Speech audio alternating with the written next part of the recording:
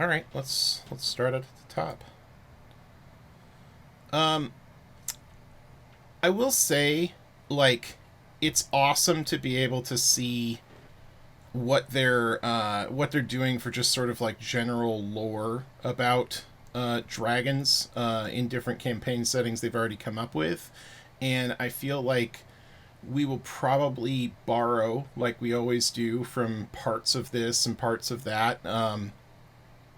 It's hard to like reinvent the wheel, and these are the OG, the dragons of Dungeons and Dragons. So I'm sure there's plenty of really cool stuff in here when it comes to like the lore about them that we will probably adopt, just because it's probably really cool. What is this about Dragon Sight? Little known phenomenon supports the central ideas expressed in Elegy of the First World. Occasionally, dragons develop a sense known as dragon sight, an awareness of multiple incarnations of themselves across different worlds of the material plane. Oh. Most common in ancient dragons. Gem dragons, possibly because their connection. Dragon sight, amass knowledge that spans the material plane, making them foremost experts on worlds beyond their own. So they start turning into what's his name from Marvel now? Kang the Conqueror. Wait a minute. All right, that's pretty cool. That's a neat lore tidbit. Well, just like I said, I don't know how old that is. I feel like that's not only not new to 5th edition. I feel like that's something that's probably been floating around. But if it isn't, if this is new, like that's super cool too. Dragons and dungeons. That's great. All right, so we're going to skip to the next chapter. I'm sure this is just the intro. And do character creation. Oh, yeah. We've been looking forward to this.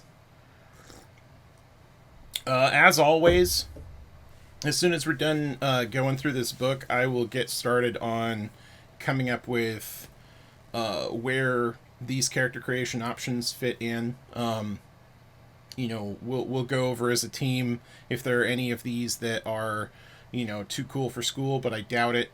Generally speaking, we do try to just adopt everything that's in a physical printed book just to, make it accessible, unless it's just absolutely ridiculous. And we'll be updating basically the species options and the class options in the character creation guide, as well as the world anvils, so that people who are making new characters of these types will have some background lore baked in. And who knows, maybe we'll come up with some cool ideas during the stream. That would be neat too.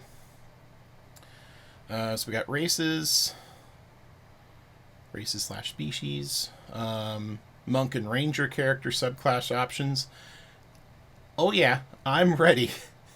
Heroes of the Dragon, inspiration for characters, portray the training and magic is derived from a connections to dragons. Interesting. So like, in addition to monks and rangers, and then feats. Okay, yep, looking forward to that. Okay, so it looks like the races thing really just has to do with Dragonborn and just spells out different types of Dragonborn. So we're gonna have Chromatic Dragonborn, Gem Dragonborn, and Metallic Dragonborn. Oh, Gem Dragonborn. Oh, that's going to be awesome. Okay, so let's see.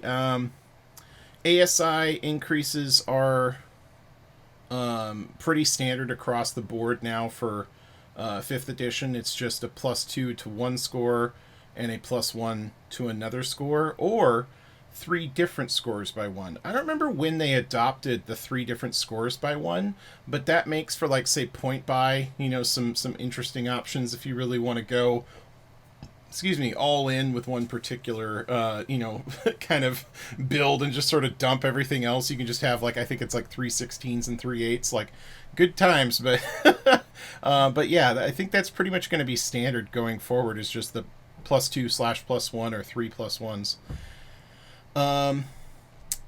Languages, of course. Creature type, yeah, okay. So that's all pretty standard. Alright, so Chromatic Dragonborn. Dragonborn with chromatic ancestry claim the raw elemental power of chromatic dragons. So obviously the chromatics: black, blue, green, red, white. Humanoid, medium, 30-foot walking speed, chromatic ancestry. You have a chromatic dragon ancestor granting you a special magical affinity. Okay, so this is all the same. Breath weapon. I think. Let's look it up. Is that? I'm gonna open a new window here. Is that how Dragonborn have always been?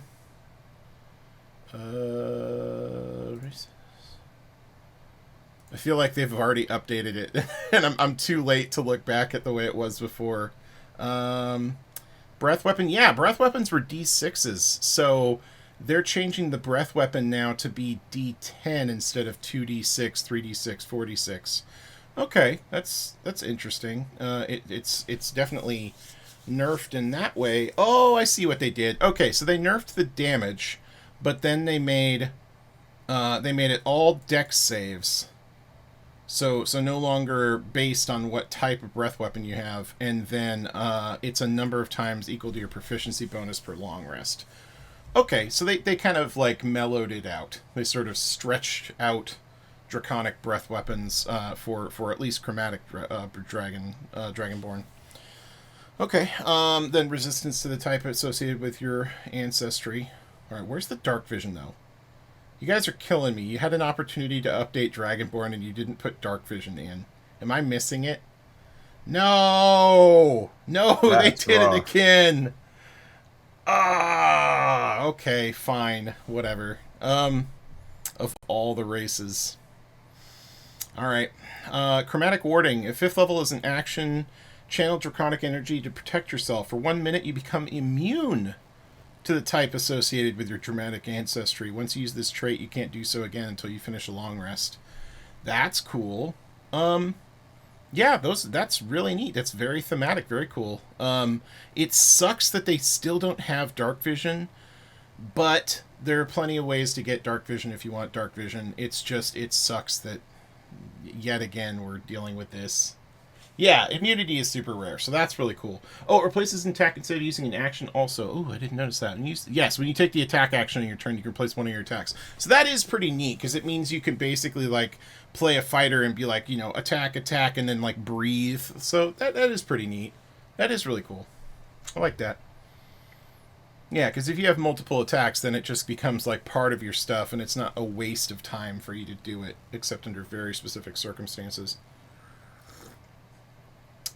Yeah, good call, BJ. That's a good point. So it's the part of the attack action, dex save instead of everything based on your con mod. That was the same as before, and it's D10 instead of 2D6 leveling up with you, and it's number of times equal to your proficiency bonus per long rest.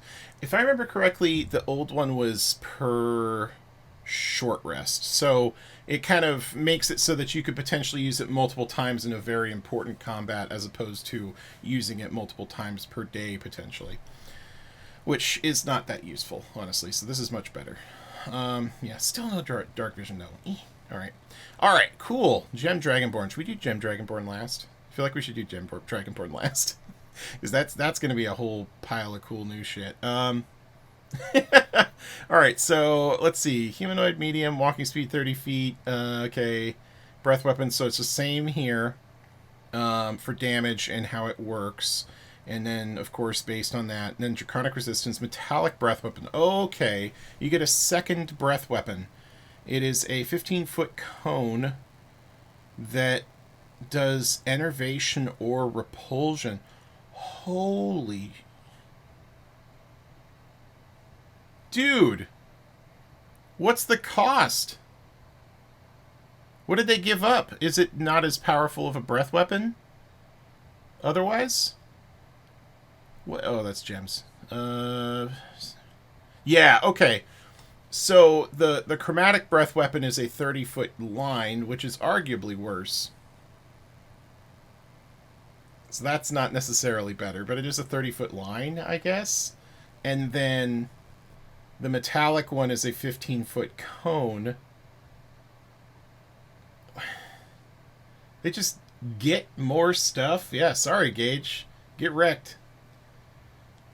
Yeah, it's true. Metallics have always generally been better. Okay, so enough bouncing around it. Oh no, okay, that's what this is replacing. See, the metallic Dragonborn don't get the cool immunity ability. They don't get chromatic warding. So instead of that, they get more. Oh, oops, I'm going into spoilers there. Instead of that, they get more utility with their existing breath weapons. So they can do con save or incapacitated until the start of your next turn. That's awesome. Is that... Can you do... If you were like a fighter, take attack action, replace one of your attacks, and you take the attack action, you can replace one of your attacks. So you could straight up replace one of your attacks with your breath weapon, and then one of your attacks with your metallic breath weapon? Yeah, okay, so this one's only once per long rest, but like you could use them both. Like, that's really cool. Okay, so incapacitated until the start of your next turn, or be shoved 20 feet and knocked prone. That's really cool. That's some neat utility for Dragonborn. And I like that. It's like there's an offensive and then there's a like defensive. Action surge to breathe 4 times. Yeah. Boo, boo, boo, boo, boo. Yeah. Yeah, I think the only thing about it is that you are limited on this one, which I think is a very good thing because that enervating breath is... just forget about it. Incapacitation for an entire turn. As just one of your attacks. Like, you incapacitate them, and then you take the rest of the attacks in your attack action, and they're dead before they even have a chance to have a turn. So that's whew. That's awesome. Yeah, and then you action surge. Yeah, just beat the ever-living crap out of them. Okay. So oddly enough, the metallic Dragonborns seem like they're more offensive, whereas the chromatic Dragonborn are more defensive. That's really weird. Yeah, and it's based on your con score. The save is based on your con score. Nice. Okay. Alright, let's look at Gem Dragonborn. I know Dragonborn Barbarians are just like, yeah! Yeah, but the Dragonborn Barbarians are like, but I only have 2 attacks, please. Fighters are like, Okay, let's see. Gem Dragonborn. So I hope everybody's familiar with Gem Dragons, because they're basically like the sort of like, look at their little floaty horns. This is some World of Warcraft stuff. World of Warcraft? Well, whatever. This is some World of Warcraft stuff without all the bullshit. Look at little floaty horns. Okay, so humanoid medium, 30 feet, pretty standard. Gem ancestry. So the types of gem dragons are amethyst, associated with force, crystal, associated with radiant, emerald with psychic, sapphire with thunder, and topaz with necrotic damage. So you get resistance to that type, and then you get a breath weapon, and it does the same kind of damage. So it looks like they pretty much made that across the board. So it's 15-foot cone for them as well. So the chromatics get a 30-foot line, gem, and Sonic Bind. Yeah, here we go. Okay, and then you get telepathy. Send to any creature you can see within 30 feet. It must be able to understand at least one language. So it's one directional telepathy. And then gem flight. As a bonus action, you get 1 minute fly speed equal to your walking speed and hover. Okay, that's pretty cool. Some little psychic abilities. And then a little breath weapon. Now, ahem. For those of you, who just got here, look at these damage types for these breath weapons. You imagine like a 17 or a 17th level Dragonborn fighter just being like, I'm gonna roll up on this little squad of dudes and I'm gonna hit them with the 40-10 breath weapon for force damage, and then I'm gonna start whacking this guy. Yeah, it's gonna be, psychic, necrotic damage. I mean, these first 3 are just top tier, but any of these are good, because most creatures have resistances to stuff that like the chromatics have. Like Green Dragonborn, very sad. Green Dragonborn should get something extra, honestly. It should get like proficiency in hide or something, or in stealth. But, okay. But yeah, that's really cool. I like that. Gem Dragonborn. That's pretty much what I expected. So that is really neat. That's really cool. Okay. That's a cool picture of a copper dragonborn. Copper are my favorite, so. Alright, subclass options. Let's bounce over. Let me check and make sure nobody had any questions. Okay. Questions, or for those of you who just got here, if you have questions or you want to just like speak your mind or whatever, just kind of raise your hand in the book discussion and let us know that you want to say something, and I'll give you the floor. All right, so let's look at monk. Let's see if this will make monks good. So, Way of the Ascendant Dragon. Dragon Good Bahamut, known to travel the material plane in the guise of a young monk. Yep. Legends say he founded the first monastery of the Way of the Ascendant Dragon in this guise. Of course. Everyone knows that.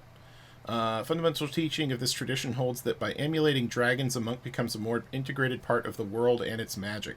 By altering their spirit to resonate with draconic might, monks who follow this tradition augment their prowess in battle, bolster their allies, and can even soar through the air on draconic wings. But all this power is in service of a greater goal, achieving spiritual unity with the essence of the material plane. So, just goals. Explosive lodge. Yeah. Yes, we all remember that. Okay, so Ascendant Dragon Origins. Roll table to virtual tabletop. Honed your abilities by aligning yourself with a dragon's world-altering power. A dragon personally took an active role in shaping your inner energy. You studied in a monastery that traces its teaching back centuries or more to a single dragon's instruction, or one that is devoted to a dragon god. You spent long stretches meditating in the region around an ancient dragon's lair, absorbing that lair's ambient magic. You found a scroll written in Draconic that contained inspiring new techniques. After a dream featuring a 5-handed dragonborn, you awoke with the mystical breath of dragons. What? Yeah, exactly. Please be good. Okay, alright. Fluff out of the way. Let's give this a shot. Yeah, Poe reading the Dragon Skull. Yeah, I don't like that, Jake. I don't like that, because that implies... Is it 5-headed? Is that supposed to be 5-headed? They wrote 5-handed? That makes a lot of sense. It makes way more sense. I mean, who wants to be the first to step up to the 5-handed monk, though? I ain't gonna do it. He's gonna beat the ever-living shit out of you. Yeah, all the slaps. He just spins in place. Da, da, da, da, da. First level 5-handed monk. Yeah, the Thrykeen are beside themselves. They were like, "What? This is our hour." Okay, so let's fluff out of the way. Let's look at the actual stuff here. So at 3rd level, when you get the archetype, you can channel Draconic power to magnify your presence and imbue your unarmed strikes with the essence of a dragon's breath. You gain the following benefits.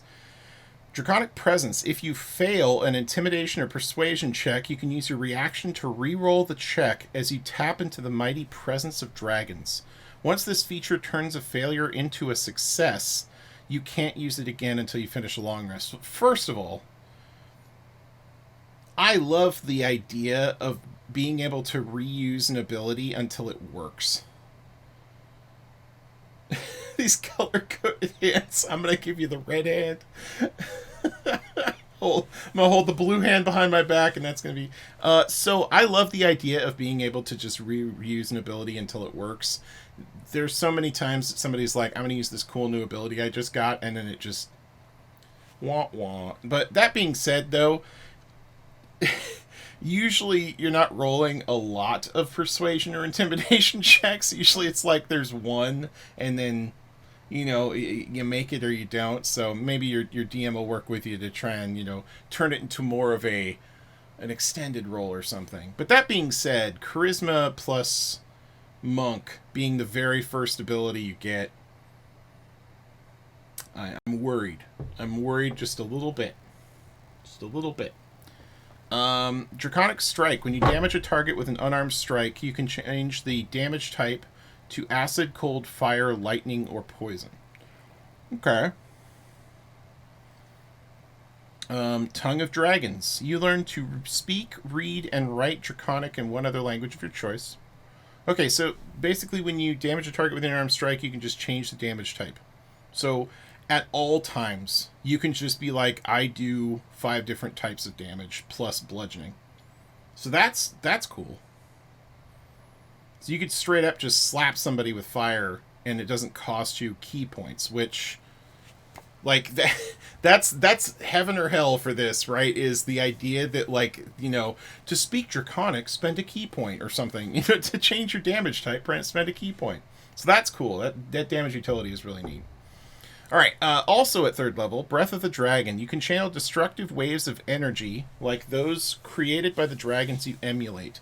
When you take the attack action on your turn, you can replace one of the attacks with an exhalation of draconic energy in either a 20-foot cone or a 30-foot line that is 5 feet wide, your choice. One of the attacks, so it's 20-foot cone or 30-foot line. Okay. Choose a damage type of the 5. Each creature in that area must make a dex save against your key save DC, taking damage of the chosen type equal to 2 rolls of your martial arts die on a failed save, or half as much damage on a successful one. At 11th level, it is 3 rolls of your martial arts die. You can use this feature a number of times equal to your proficiency bonus, and you regain all expended uses when you finish a long rest. If you have no uses available, you can also spend 2 key points to use this feature again. Thank you, WotC, for giving monks the ability to do stuff that does not cost them key. Key points already need to be spent. Yeah, reroll. Key point. Exactly. That is the weakest part of the class, is how fast you burn through key points to do all the cool stuff that you want to do. So, I think that's super awesome. It's also a better cone. And it's on a monk, which means your mobility gets you into just the right spot to hit people with that 20-foot cone from the right direction. You know who's currently not having a good time and has never been having a good time, but especially right now looking at that ability, is the 4 Elements monk. Like, but I can Burning Hands and it just cost me 1 billion key. Like, buddy, I'm sorry. Look at this. Too bad, so sad. Yeah, exactly. Dragonborn. Yeah. Okay. So that's pretty cool. So that's at 3rd level. And then at 6th level, when you use Step of the Wind, which is the one that I believe triples your jump distance and your speed. No. Yeah, it's like dash plus jump or something like that.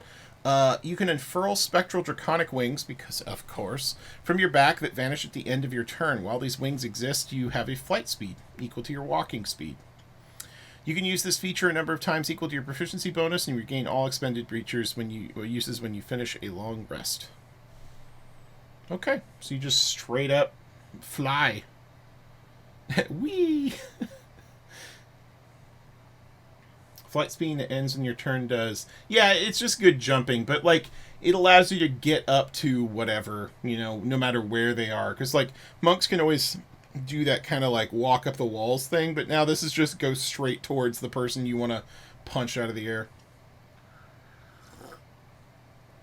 You could do, like, a flyby breath attack, where you could just basically go up and over the people that you're gonna throw your key, what is it called, the Breath of the Dragon at. You can just be like, I'm gonna go up and over and then breathe down on them. Because if you think about it, a cone cast down becomes a circle. So, food for thought.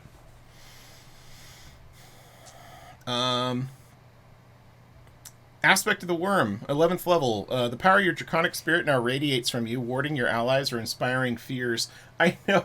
It becomes a square, but only if you're... I mean, that's good.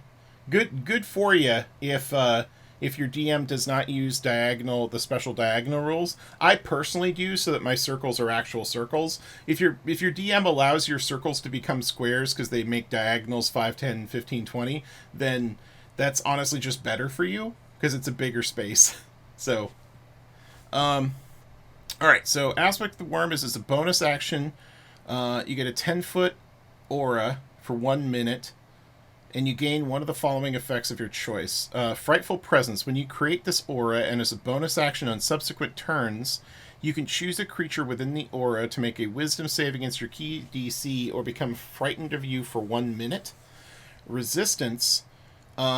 Choose damage type. When you activate the aura, you and your allies gain resistance to that damage.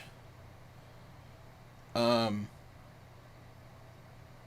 it's once per long rest, or if you spend 3 key points to create it again. That's fantastic. The Frightful Presence is a little underwhelming in that it only hits 1 creature. But it's to balance the fact that the resistance is so useful. That is a mass resistance in a 10-foot aura. So like if you're standing right up there in the front lines with your allies, suddenly super useful. My main thing is a lot of people will play monks where they're just kind of nowhere near their allies when they do gain stuff like this. They really just don't have any incentive to be up there because they're usually trying to like get around or go for mobility or get close to somebody way in the back of whatever's going on. But now there's kind of an incentive to fight like right up next to everybody else so that they all get your resistance. That's pretty cool. Okay, and then at 17th level, you get, when you use your Breath of the Dragon, you can spend a key point to augment its shape and power. The exhalation of draconic energy becomes either a 60-foot cone or a 90-foot line, and each creature in that area takes damage equal to 4 rolls of your martial arts die on a failed save, or half as much damage on a successful one. That's some...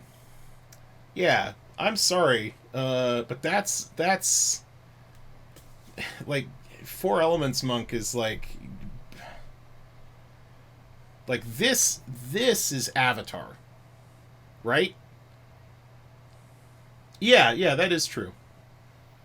If the target succeeds, they aren't immune to being frightened of you, so they can target him again with their... Yeah, a lot of like fear abilities are kind of like that, so you can just keep trying to hit them with that frighten over and over again. But this augment breath, I mean, that's fantastic. And then, or you can gain, oh no, it's as well. You just gain blind sight 10 feet. Awesome. And then Explosive Fury. When you activate your Aspect of the Worm, choose any number of creatures you can see within your aura. So Aspect of the Worm is the one just above this at 11th level, the one that would give like your party resistance or do the Frightful Presence. When you activate it, you can choose any number of creatures within 10 feet of you to take 3d10 damage of the, whatever element versus a dex save. So that's pretty cool. It basically takes all the stuff that you got before this and kind of like bumps it up, and then also gives you blind sight, because monks that follow dragons get special senses, but Dragonborn do not. It's too bad, so sad. Jeff, do you think you're gonna rebuild Adrex to be one of these? If Fred allows it, 100%. Yeah. Yeah, I think there's some fun stuff to play around with in here. Okay. Well, let's move on to the Ranger. Yeah, it's a good monk class, and all the abilities have bonus uses in addition to key points, so that's really what you need. Like, Monk's really strong. Like, Monk's strong enough if you have all your key points. As soon as you burn through the key points with any of the other monk archetypes, like the ones that they originally came out with, like, what are you doing? Like, you're like, go sleep, come back later, and you can play with the big kids. This one, you wouldn't burn through your key points very much. All right, so Drake Warden. This is a ranger archetype. Your connection to the natural world takes the form of a draconic spirit, which can manifest in physical form as a drake.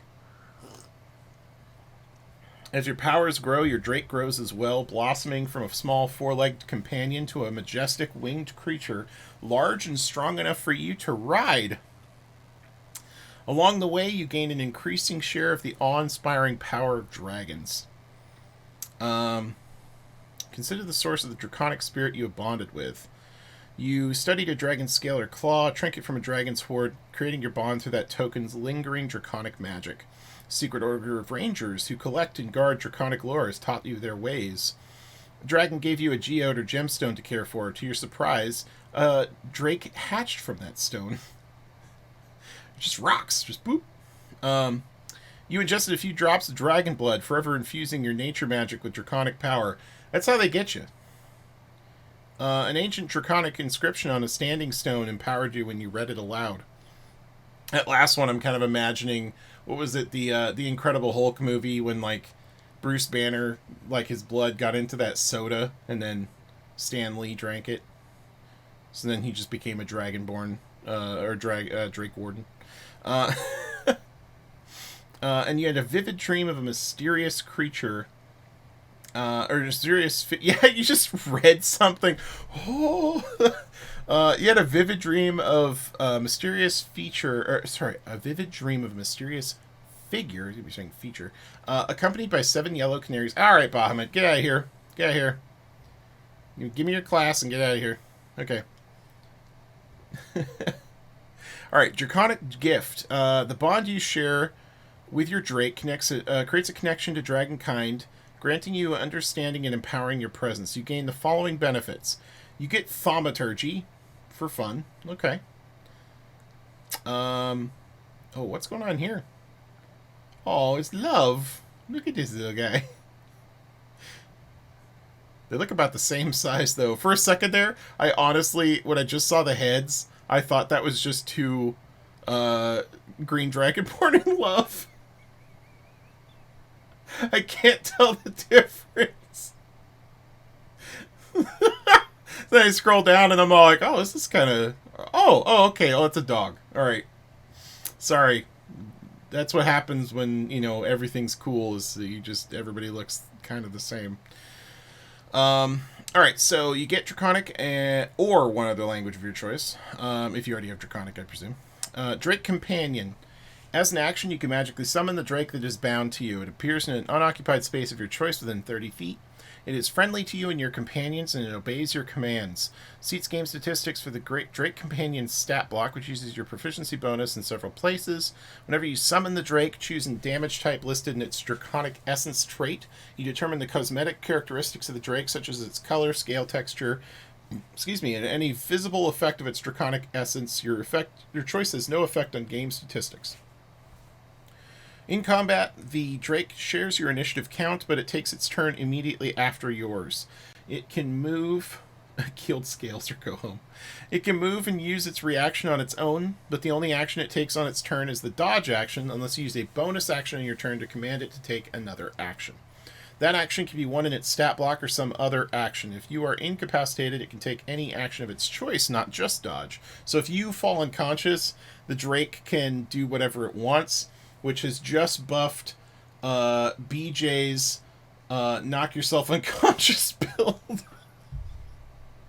I don't know if anybody has read that build in Character Help. Did you post it in Character Help, I think, but BJ posted this build where he's like, if you just knock yourself out and have all of these allies that can do stuff. I'm pretty sure that was you.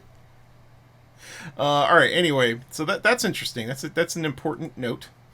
The Drake remains until it is reduced to 0 hit points. You use the feature to summon it again, or you die. Anything it was wearing or carrying was left behind when the Drake vanishes. So you have to, like, re-bard it each time if you get barding and stuff like that, or, like, put a, belt on it or whatever. Once you summon the Drake, you can't do so again until you finish a long rest or until you spend a first level spell slot or higher. Yeah, thanks for finding the link. Yeah. Alright, so Drake Companion. Armor class 14 plus peanut butter. Hit points 5 plus 5 times your ranger level. So start out at 20 and go up to, would that be 105? And it has a number of D10s equal to your ranger level. So that's important because if you don't unsummon the Drake, I think it sticks around through rests, and summoned creatures can can rest like anything else can, and they just roll their hit dice to heal naturally. So, you know, if your Drake companion short rests, it can spend hit dice, and presumably, when you summon a new one, like when you resummon it, it gets all of its hit dice back. So that's pretty resilient. That's honestly pretty tough. 40-foot speed, 16, 12, 15, 8, 14, 8. It gets Dex and Wisdom. Is that just because... Okay, so it has proficiency in Dex and Wisdom saves. Okay. It also has damage immunities determined by Draconic Essence. Let's look at Draconic Essence. It's just, yeah, pick one of the 5, and it gets damage immunity to that, and it also has infused strikes. Okay, Dark Vision, 60, Passive Perception, Draconic. Okay, so its bite is its Strength mod plus proficiency bonus to hit for D6 plus proficiency bonus piercing damage, and it can also... When another creature within 30 feet of the Drake that it can see hits a target with a weapon attack, it can infuse the strike with its essence, causing the target to take an additional D6 damage of the type determined by its Draconic Essence. Okay. Yeah, I know. That just makes this even more ironic. I'm like, oh, it's 2 Dragonborn. No, it's one of the 2 people in this image has dark vision. Very unfortunate. All right. Okay. So basically, it's kind of like a hunter's mark, but it's not like a true hunter's mark. It's like that. It's like that crappy. What's it called? Favorite enemy that they got now. Although it's a D6 instead of a D4 or whatever. Okay. So it's just once per. Wait. Hang on. No, it's not. Oh, no, it's a reaction. Yeah, so it's once per turn because it can only get 1 reaction. So it's basically like you fight alongside it, whether ranged or melee, and it'll add a d6 of its type to your attack. So that's all right. Okay, Bond of Fang and Scale. The bond you share with your Drake intensifies at 7th level, protecting you and stoking the Drake's fury. When you summon it, it grows wings and has a flight speed equal to its walking speed. In addition, while the Drake is summoned, you and the Drake gain the following benefits. It grows to medium size, and you can use it as a mount if your size is medium or smaller. But if you're riding your Drake, it can't use its flying speed. Okay. So, weird that this Dragonborn... Well, I think that's small, right? Because look at those limbs. But, like, it's a little weird having a medium creature riding a medium creature, but go on. And then it gets a flight speed unless you're riding it. Okay. But if you're, like, small size, it still doesn't get a flight speed. Okay. Sorry, kobolds. I'm sure it's coming later in this class feature. Bite attack is an extra d6 damage of the type chosen for the Drake's Draconic Essence. So basically it becomes 2d6 plus proficiency bonus. And then resistance, you gain resistance to the damage type chosen for the Drake's Draconic Essence. So when you summon your Drake companion, you pick one of the 5 and you gain resistance to that damage type for as long as your Drake is out. So that's pretty cool. So a modular resistance. That's really neat. Drake's Breath. When you, as an action, you can exhale a 30-foot cone. There's 11th level, right? A 30-foot cone of damaging breath, or you cause your Drake to exhale it. Oh, you can do it, or your Drake can do it. Choose one of these. It does not have to match your Drake's Draconic Essence. Interesting. Okay. Each creature in the cone must make a dex save against your spell save DC, taking 8d6 damage on a failed save. So at 11th level, you get basically like a kind of a cone fireball sort of that you can pick any damage type of those 5 when you use it, and it costs you either one, the one use you get per long rest, or a spell slot of 3rd level or higher. That's really cool.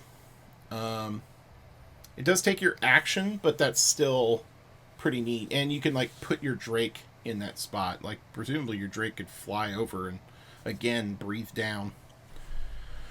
That's pretty neat. And then it goes up at 15th level. And then at 15th level, your Empowered Bite becomes 3d6, so basically grand total of 3d6 plus proficiency bonus. It becomes large size and is no longer prohibited from using flying when you're mounted on it. And when either you or the Drake takes damage while you're within 30 feet of each other, you can use your reaction to give yourself or the Drake resistance to that instance of damage. Use this reaction a number of times equal to your proficiency bonus, and you regain all expended uses when you finish a long rest.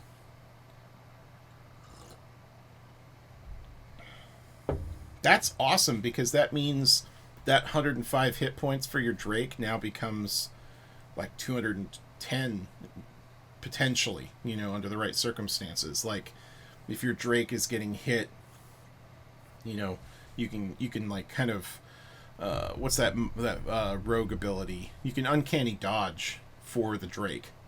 So that's pretty cool. And, I mean, you're using ranger abilities and you're mounted on a Drake while you're doing it. So that's pretty cool. While you're flying around using Drake's breath and shooting arrows. Yeah, medium riding medium is a weird precedent. Well, that's a fun class. That's a perfectly fine class. I'd be interested to see how well it works in practice, but I imagine that people will have a lot of fun playing it regardless. So that's really all we can ask for. Yeah, so that's the subclass options. So I guess we will move on to Draconic character ties. So the Heroes of the Dragon. Sorcerers whose magic comes from a draconic origin. Rangers of the Drake Companion and monks who learn the way of dragon masters are not the only adventurers whose skill, spells, and class features can have their source in the power of dragons. A character of any class can have strong ties to dragonkind. The Draconic character ties table provides ideas you might draw on as inspiration for infusing your character with draconic flavors. The classes noted in parentheses at the end of each entry are particularly appropriate for a given tie, but you are not limited to these options. Yes, the dragon seasoning gets sprinkled. So there's a bunch of cool options for dragon ties, which of course you can roll on randomly, or you could just pick one. It looks like they're kind of they provide ideas for which classes would be focused on it. So I guess they're just basically saying you're welcome to flavor your class abilities to have come from dragons also, because dragons are cool. All right, so let's look at the feats. It's been long enough. Let's look at these feats. Gift of the Chromatic Dragon. You've manifested some of the power of chromatic dragons, granting you the following benefits. As a bonus action, you can touch a simple or martial weapon and infuse it with one of its following damage types, the 5 chromatic. For the next minute, it deals an additional d4 damage of the chosen type when it hits. After you use this bonus action, you can't do so again until you finish a long rest. Reactive resistance. When you take one of the 5 types of damage, you can use a reaction to give yourself resistance to that instance of damage. You can use this reaction a number of times per day equal to your proficiency bonus and regain all expended uses when you finish a long rest. Yeah, you could totally give that simpler martial weapon to somebody else. Get a cohort with Gift of the Chromatic Dragon. They're just passing you like a little squad of people who are just handing you their Chromatic Dragon gift infusion item. I'm a level 1 human with Gift of the Chromatic Dragon. Here you go.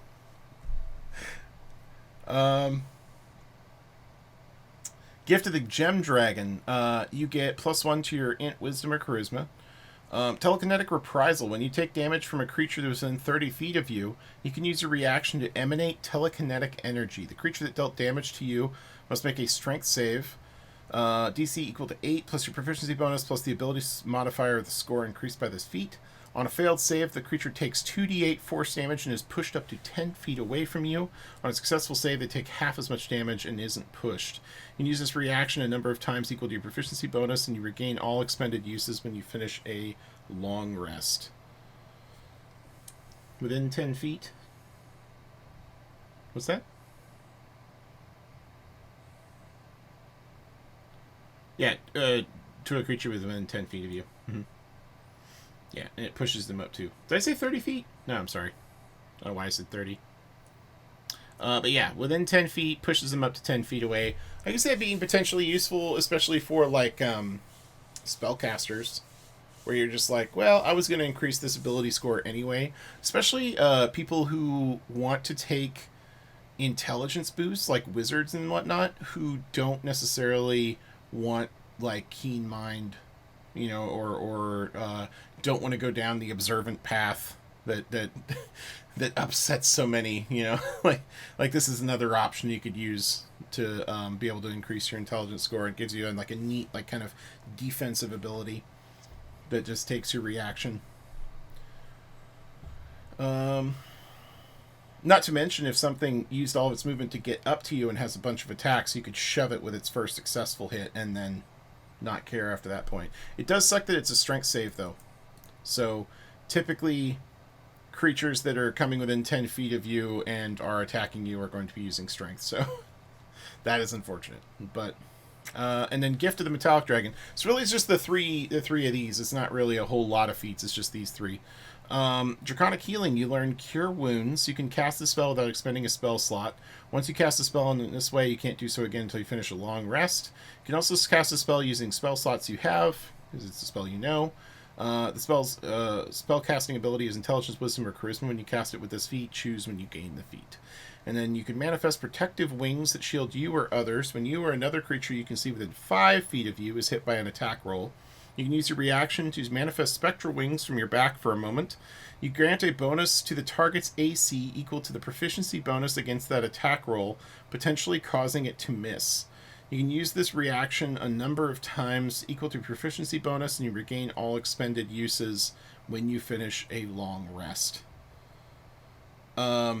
So it's shield based on your proficiency bonus, so it's not just +5, it could be as much as +6, but it's only against one attack. Yeah. Based on the proficiency of your proficiency bonus. Yeah, proficiency of the attacker doesn't make any sense. Did I say that? Yeah. It's based on your proficiency bonus, but it's only against one attack. But it's not a spell, so it can't be countered or anything. And you can use it on yourself or an ally within 5 feet.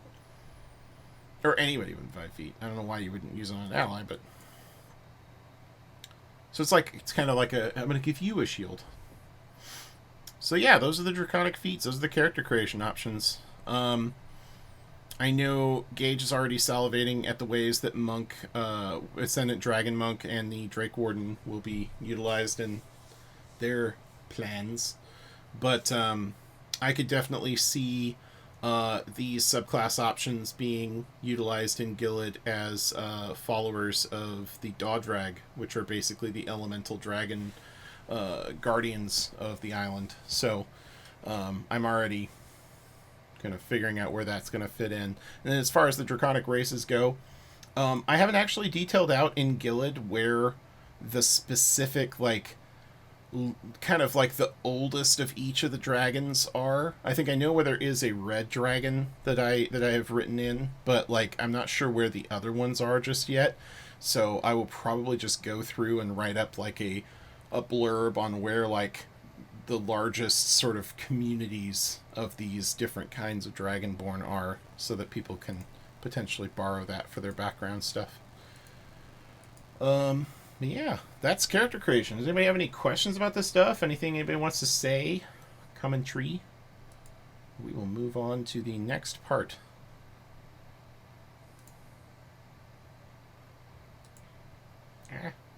Lost the thread. Where'd my thread go? Oh, there you are. Boop. I see BJ typing, so I'm just give him a second.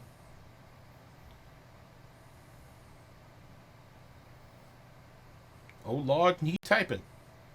Chromatic Feat and Metallic Dragonborn. Yeah, there's some good stuff in there.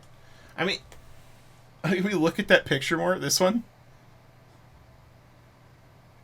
In his guise as a young monk, Bahamut helps a pair of adventurers put an end to a young red dragon's depredations. Which one is this Bahamut? Is this Bahamut? Special fist. Yeah, that is really cool. Look at that thing. I didn't see that before. Oh, here we go. Yeah. Whoa! That fist coming down. Yeah, this got to be Bahamut over here.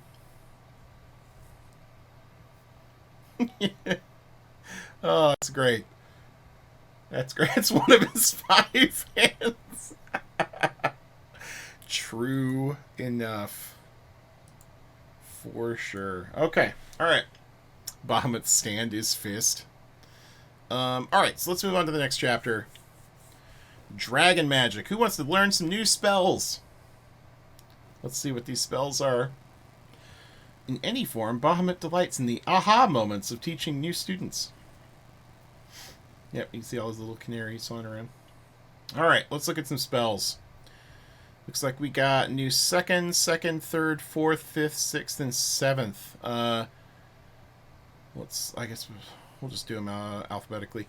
Okay, so Asher Dallin's Stride. 3rd level transmutation, 1 bonus action, range of self. Verbal somatic, concentration up to 1 minute. Billowing flames of a dragon blast from your feet, granting you explosive speed. For the duration, your speed increases by 20 feet, and removing doesn't provoke opportunity attacks. When you move within 5 feet of a creature or object that isn't being worn or carried, it takes d6 fire damage from your trail of heat. A creature or object can take this damage only once during a turn. At higher levels, you can increase the damage by d6 for each spell slot above 3rd. So you just make your feet just on fire, and then you're literally just running around people and just kicking your heels up at them. Oh, it's wonderful. So it looks like it is Artificer, Ranger, Sorcerer, Wizard. So Rangers, but not Druids. That is too bad. Yeah, Andy's gonna be sad. Oh no. That's interesting. There's no way. Yeah, Seed is gonna run around. Yeah, luckily it doesn't cause all those bags of gunpowder you got to explode while you're running around. Very specifically, does not burn your bags of gunpowder. Okay, so the next one is Draconic Transformation. This is the 7th level one. I imagine it turns you into a dragon. Or gives you some draconic abilities. Okay, so 7th level Transmutation, 1 bonus action, range self. Verbal somatic material, a statuette of a dragon worth 500 gold. It does not say it consumes that, so you get to just buy the one. Concentration up to 1 minute. With a roar, you draw upon the magic of dragons to transform yourself, taking on draconic features. You gain the following benefits until the spell ends. You gain blind sight 30 feet. You gain a breath weapon that deals 68 force damage in a 60-foot cone. When you cast this spell and as a bonus action on subsequent turns for the duration. That's pretty cool. And then wings, you gain a flight speed of 60 feet. So again, cone, flight speed. You do the math. As a bonus action on each turn. So this is the fly spell. For 1 minute, it's the fly spell, but it also gives you a bunch of other bullshit and gives you blind sight just in case somebody's trying to, mess with you. That's pretty awesome, I gotta say. For a 7th level spell, you're deciding between, prismatic spray and this, or teleport and this. Yeah, blind sight, fireballs, force balls. Gives you force balls. As a bonus action. Bonus action, force cone. That's pretty awesome. I like that spell. That's a fun spell. Greg is banned. Fizban's Platinum Shield. 6th level Abjuration, bonus action, 60-foot range. Verbal somatic material, platinum plated dragon scale worth 500 gold. 500 seems to be the price point, right? Concentration up to 1 minute. You create a field of silvery light that surrounds a creature of your choice within range. You can choose yourself. A field sheds dim light out to 5 feet. While surrounded by the field, a creature gains the following benefits. The creature has half cover. The creature gains resistance to acid, cold, fire, lightning, and poison damage. And the creature gains evasion. That's awesome. I don't know if it's like 6th level awesome, but I'm sure there are, times when this could be pretty useful. Especially if you're trying to buff up like a particular party member and just make them unbeatable like this. This is a great add-on. Not to mention you can put it on yourself. And you can change it at the end of your turn as a bonus action. Or during your turn as a bonus action. Yeah, Barbarian with evasion. Woohoo! Alright, Nether's Mischief. 2nd level illusion, 1 action, first action spell of all of these so far. Range 60 feet, somatic material, and a piece of crust from an apple pie. That's gotta mean something. That's gotta be part of the lore somewhere. Concentration up to 1 minute. You fill a 20-foot cube you can see within range with Fey and Draconic magic. Roll the mischievous surge table to determine the magical effect produced. Oh, Lord. And roll again at the start of each of your turns until the spell ends. You can move the cube up to 10 feet before you roll. Kevin's already... Kevin's... Okay. 1. The smell of apple pie fills the air. I already love it. And each creature in the cube must succeed on the wisdom save or be charmed by you until the start of your next turn. It's a copper spell. 2. Bouquets of flowers appear all around, and each creature in the cube must succeed on a dex save or be blinded until the start of your next turn as the flowers spray water in their face.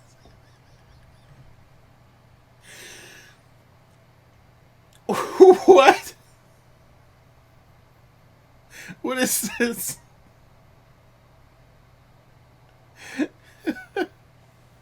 Okay. 3. Each creature in the cube must succeed on a wisdom save or begin giggling until the start of your next turn. A giggling creature is incapacitated and uses all of its movement to move in a random direction. Hang on. Okay, alright. So, incapacitated creatures just can't take actions or reactions. So, incapacitated is not unconscious. They can still have movement. They can just move in a random direction. Oh, that's nuts. Yeah, you could sleight of hand this into the middle of a group of people. Did you smell apple pie? Ah! Bunch of flowers start spraying waters in your face. It's gold, Ben. It's pure gold. This has got to be in the lore somewhere. I feel like somewhere. Then drops of molasses hover in the cube, making it difficult terrain until the start of your next turn. Ah, that's the bum one. That's the one that's just like, oh, I rolled a 4 again. It's just difficult terrain. So let's look at this theoretically. It is a 20-foot cube within 60 feet, filled with Fey and Draconic magic, that can be moved up to 10 feet before you roll. And so you just basically keep kind of like trying to leave it on top of creatures that you want to be affected by it. And it is a chance to charm, blind, incapacitate, or just slow down people in that cube. I kind of wish it was all saving throws. It's weird that it has one that's difficult terrain because you can't rely on it, because you'd use it differently, I feel like, if you knew it was difficult terrain. So that's weird, but people who like these kinds of spells are going to like this spell anyway. So they're going to be using this. I don't imagine... Yeah, you can move the cube before you roll. Yeah, exactly. Although, again, I feel like if you knew what it was gonna do before you moved it, that would be nice. Because maybe you'd put it someplace different if you knew that it was like going to slow things down.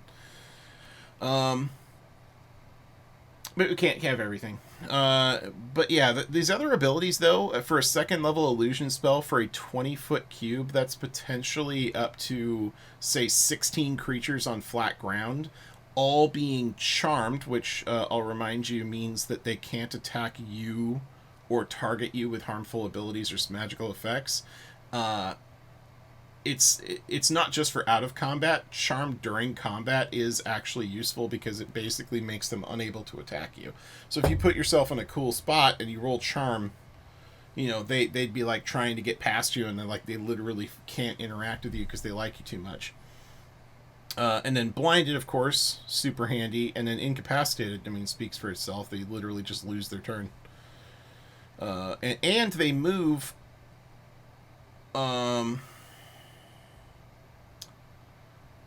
Let's see. Your creature is incapacitated until the start of your next turn. Yeah, so basically what will happen with this one is they'll become immediately incapacitated until the start of your next turn, and then when their turn comes around, they will use all of their movement to move in a random direction, which means that they will potentially incur attacks of opportunity and things like that. So that's pretty cool. I mean, they move in a random direction, so they may end up like running at you, but okay. So Ralothim, probably another lore name. Ralothim's Psychic Lance, 4th level enchantment. 1 action, 120 feet, verbal only, instantaneous. You unleash a shimmering lance of psychic power from your forehead at a creature you can see within range. Alternatively, you can utter a creature's name. If the named target was within range, it becomes the spell's target, even if you can't see it. The named target isn't within range, the lance dissipates without effect. Rolothim is an emerald dragon who lived on Axar, the northernmost outer Isle of Ruathim. Okay, so it's from Faerun. So, this is awesome, because this is one of those blessed few spells where if you can't see a creature, it still gets hit. Normally, if you can't see a creature, you, no, it's got to be their actual name. Like the name that they choose to go by, not the name you assigned to them. But what this means is that if you can draw a line to someone that is of that distance or shorter, regardless of what's between you and them, you can hit them with it. Because the spell doesn't say that it gets blocked by things. It says that they just have to be within range, and the range is 120 feet. So they take an intelligence saving throw, which, first of all, an int save. On a failed save, they take 7d6 psychic damage and are incapacitated until the start of your next turn. So they lose their turn. And on a successful save, they take half as much of 7d6 and aren't incapacitated.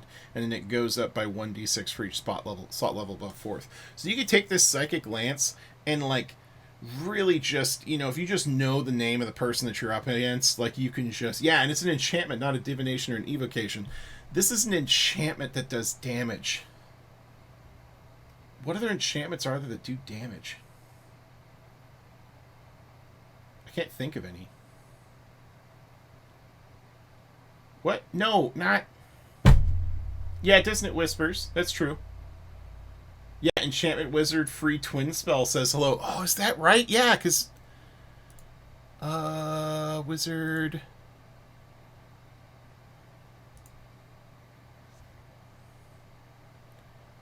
Enchantment Savant, Instinctive Charm, Split Enchantment. Starting at 10th level, when you cast an enchantment spell of 1st level or higher that targets only one creature, you can have it target a second creature. How would that work with this? Utter a creature's name. It would double the spell. I think it'd just be you need to talk to your DM about it. You just say two people's names. I could also see a DM basically saying that class ability splits the spell. So you cast the spell as normal, and then it turns into two targets. So just, talk to your DM about it. I don't think it's that big of a deal because, again, we're talking about enchantment wizards. They don't get a whole lot. So give them something. I would probably be, okay with them casting this particular enchantment spell to target 2 different creatures and just knowing their names. Be like, so-and-so and what's-his-face, you're going to get it now. Shoot 2 brain lasers at them. That's great. That's wonderful. That's a good time. What a fun spell. I love this. All these spells so far have been a hit, so this is really cool. Alright, Rhymes Binding Ice. 2nd level evocation, 1 action, 30-foot cone, range of self with a 30-foot cone, so it must be, it's a burst from you. Somatic and material, a vial of meltwater. I wonder if meltwater gets mentioned somewhere else. A burst of cold energy emanates from you in a 30-foot cone. Each creature in the area must make a con save. On a failed save, they take 3d8 cold damage and are hindered by ice formations for 1 minute until it or another creature within reach of it uses an action to break away the ice. A creature hindered by ice has its speed reduced to 0. On a successful save, the creature takes half as much damage and isn't hindered by ice. When you cast a spell using a spell slot of 3rd level or higher, you can increase the cold damage by d8 for each slot level above 2nd. This is a good 2nd level spell because it eats up their action. So even if they, even though it's just you use an action to break away the ice. Think of action economy. You've just taken their action to do that. So that's really cool. Just freeze them up for a second. And I like the mechanic of basically encapsulating someone in ice and not necessarily that doesn't just necessarily kill them. It's just sort of, you get this layer of ice around you that's basically keeping you from moving. Yeah, it's a 30-foot cone. So that's pretty cool. Yeah, it's a grapple cone. Yeah, that's really neat. I like that spell. Rhymes Binding Ice adds insult to injury in the hands of a spellcasting white dragon. Yeah, get down, spellcasting white dragon. You did it. You added cold to your cold. Summon Draconic Spirit. You call forth a Draconic Spirit. So this is a summon spirit spell, like all the other summon spirit spells. 5th level conjuration, so this one's 5th level. And it is, again, an object that's worth 500 gold. Alright. You call forth a Draconic Spirit for an hour, a concentration for an hour. It manifests in an unoccupied space you can see within range. The corporeal form uses this Draconic Spirit stat block. When you cast the spell, choose a family of dragon, chromatic, gem, or metallic. The creature resembles a dragon of the chosen family, which determines certain traits in its stat block. The creature disappears when it drops to 0 hit points or when the spell ends. The creature is an ally to you and your companions. In combat, it shares your initiative count, but takes its turn immediately after yours. It obeys your verbal commands, no action required by you. If you don't issue any, you can use it takes the dodge action and uses its move to avoid danger. At higher levels, when you increase the spell, blah blah blah, just like the other spirit spells. So it starts out as a large dragon with AC 14 plus the level of the spell, so it starts out at AC 19, which is nice. It also starts out with 50 hit points plus 10 for each spell level above 5th, so 50 to 90 hit points, with a number of hit dice equal to the level of the spell.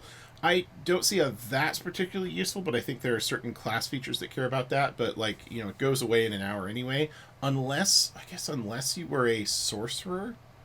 Can you short rest and... No, you can't concentrate and short rest at the same time. So, yeah. So I don't know if that would be necessarily useful. Well, no, it could short rest. That's weird. If you were a sorcerer and you used, I think it's extend spell to double the range, or double the duration of the spell, you could just sort of wait while your Draconic Spirit rests for an hour and rolls its hit dice, I guess. That would work. So that's weird. And then it has 30-foot speed, plus a 60-foot fly, and a 30-foot swim. No matter what type it is. Catnap the summon. Catnap you! Alright, is Catnap concentration? Unless somebody else catnaps it. I don't remember if catnap is concentration. But anyway, yeah, there's a couple options there, right? For potentially getting it the ability to regain its hit points naturally. Okay, 19, 14, 17, 10, 14, 14 for stats. Resistance to either all of the, chromatic metallic types, or resistance to force, necrotic, psychic, radiant, and thunder. That's pretty awesome. As a gem dragon. Condition immunities: charmed, frightened, and poisoned. Cool. It has blind sight 30 feet, dark vision 60 feet, and passive perception 12. Well, blind sight 30 feet sounds awesome on a summon. Just like, I'm going to summon this. Go kick his ass. Draconic and understands the languages you speak. Shared resistances. When you summon it, choose one of its damage resistances. You have resistance to the chosen damage type until the spell ends. So this spell is summon an ally and get resistance to anything of your choice. You should. You're gonna die, Nino. You're gonna die. Because this book is chock full of dark vision dragons. Oh no. Alright, so at any rate, shared resistances is awesome because basically this is pretty much every elemental type under the sun. Or every damage type under the sun short of like physical damage. So basically this spell is gain resistance to a damage type of your choice and bring in an ally in. That's really cool. Okay, so it gets multi-attack. It makes the number of rend attacks equal to half the spell's level and uses its breath weapon as an action. It just... So it gets baseline 2 attacks plus a breath weapon every turn. Excuse me. Melee weapon attack, spellback modifier to hit, reach 10 feet, 1 target, d6 plus 4 plus the spell's level piercing damage. So d6 plus 9 damage. So it has 2 attacks at your spell attack modifier to hit, for d6 plus 9. And then it also exhales destructive energy in a 30-foot cone. 2d6 damage type on a failed save, or half as much damage on a successful one. That's pretty awesome. For just summoning a little buddy. The amount of versatility that's in here, the resistance, that's pretty fantastic. The immunities, the things it's immune to, its mobility, it could fly overhead, well out of the reach of things, and just attack things and breathe on them and then fly back to you, or, zip around the battlefield or whatever. Like, that's super awesome. That's one of the best spirit spells out there, just because of the mobility and everything. Wow, that's a really good spell. Well, what do we think of these spells, everybody? These spells have been awesome. These are all awesome. From the burning feet to the summon spirit.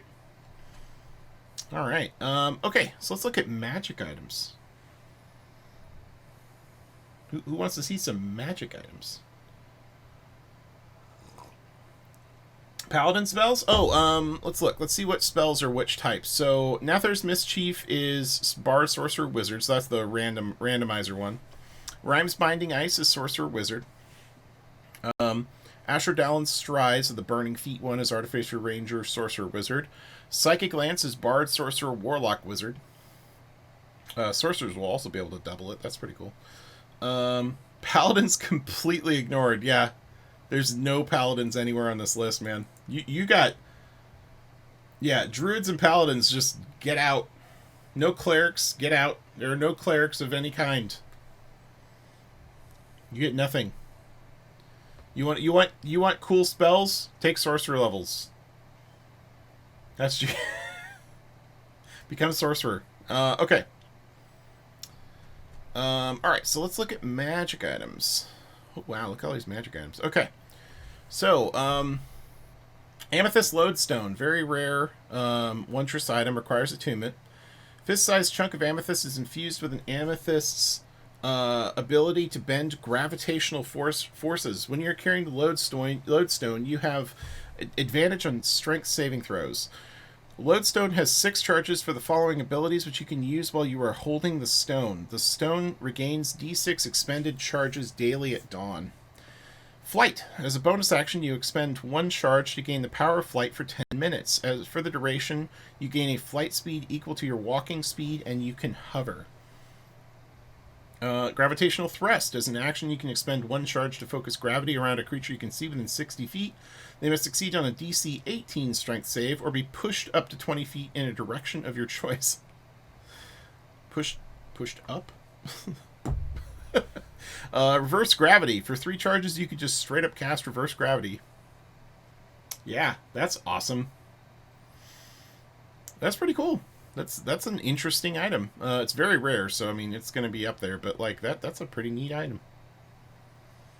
It's got some neat powers. Now, let's see. It's a bonus action flight for 10 minutes, equal to your walking speed. That's very useful. And then the other ones are actions for obvious reasons. Crystal Blade. Weapon. Any sword, rare, requires attunement. This magic... Why is it always swords? I feel like anything with a blade could probably be a crystal blade, but whatever. This magic sword's blade is fashioned from a horn or spine of a crystal dragon. When you hit with an attack roll using this sword, the target takes an additional d8 radiant damage. So, just straight up, d8 radiant damage. It does require attunement, though. Sword has 3 charges and regains d3 expended charges daily at dawn. I know, where's my crystal dagger? Just make it up. Just make it up, Kevin. That's what I'm going to do. I'm going to be like, crystal blades can be whatever. I don't give a shit. Sword has 3 charges. When you hit a creature with an attack roll using the sword, you can expend 1 charge to regain a number of hit points equal to the extra radiant damage the sword dealt. While you're holding the sword, you can use a bonus action to cause it to shed bright light in a 30-foot radius and dim light for an additional 30 feet, or cause it to shed dim light in a 10-foot radius or to douse the light. So, Crystal Blade. There you go. Jeff, there's your new sword right there. Just an additional d8 radiant damage on all your hits. Straight up. Crystal Gun is what Friday Game is trying to retrieve. Crystal Gun. No, Greg, that's Cristal. I'm pretty sure that's a beverage that you're not allowed to have.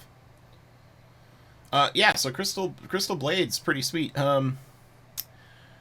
Now, I want to be clear there, Mr. Adrix. It's the extra radiant damage the sword dealt. So, you won't get hit points equal to the amount of damage that you smite for. But if you critically hit, it would be doubled, so that's pretty cool. I do like that it doesn't cost you a reaction to heal. It's just straight up spend a charge and get some healing back. You can dream, that's true. Dragonhide Belt. Oh, a monk item. Look out, everyone. A monk item.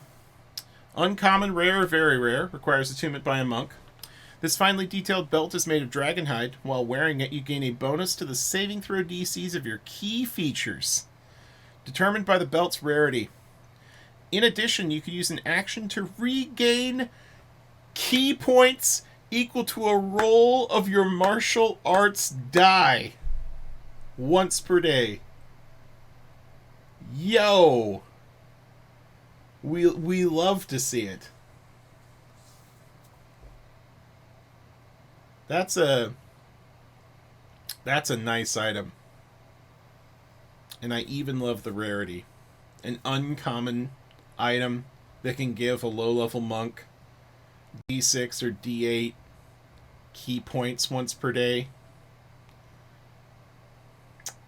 It's a brave new world. Yeah, eventually you get D10. That's pretty awesome. I mean, you could still roll a 1, but, like, it's still a key point. Let's go. But a 10, yeah. Yeah, I love that it increases the saving throw DCs of your key features. That's awesome. Alright, Dragonlance. I'm sure this item is irrelevant.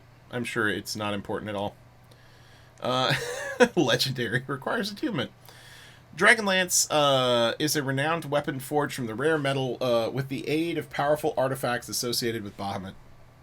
Ha! Bahamut. I don't remember what the guy's name is. Is it from Dragonlance? Paladin, that's right. Yeah, basically Bahamut. Get wrecked, Paladin. Different lances are forged for use by foot soldiers and by riders as lances or pikes, but the magical properties of the weapon are the same. You get a +3 bonus to attack and damage rolls made with this magic weapon, and when you hit a dragon with the weapon, the dragon takes an additional 3d6 force damage. And any dragon of your choice you can see within 30 feet of you can immediately use its reaction to make a melee attack. That's pretty sweet. Fuck this guy up. I love it. I mean, if I remember correctly, Dragonlances were stronger than this, but, like, you know, that's still pretty good. Spawn Dragonlance 1000 at Kuruma. Alright, Dragon Wing Bow.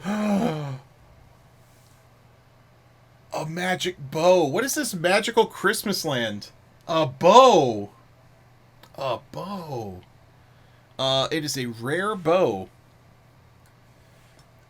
The limb tips of this magic bow are shaped like dragon's wings, and the weapon is infused with the essence of a chromatic gem or metallic dragon's breath. When you hit with an attack roll using this magic bow, the target takes an additional d6 damage of the same type as the breath infused in the bow: acid, cold, fire, force, lightning, necrotic, poison, psychic, radiant, or thunder.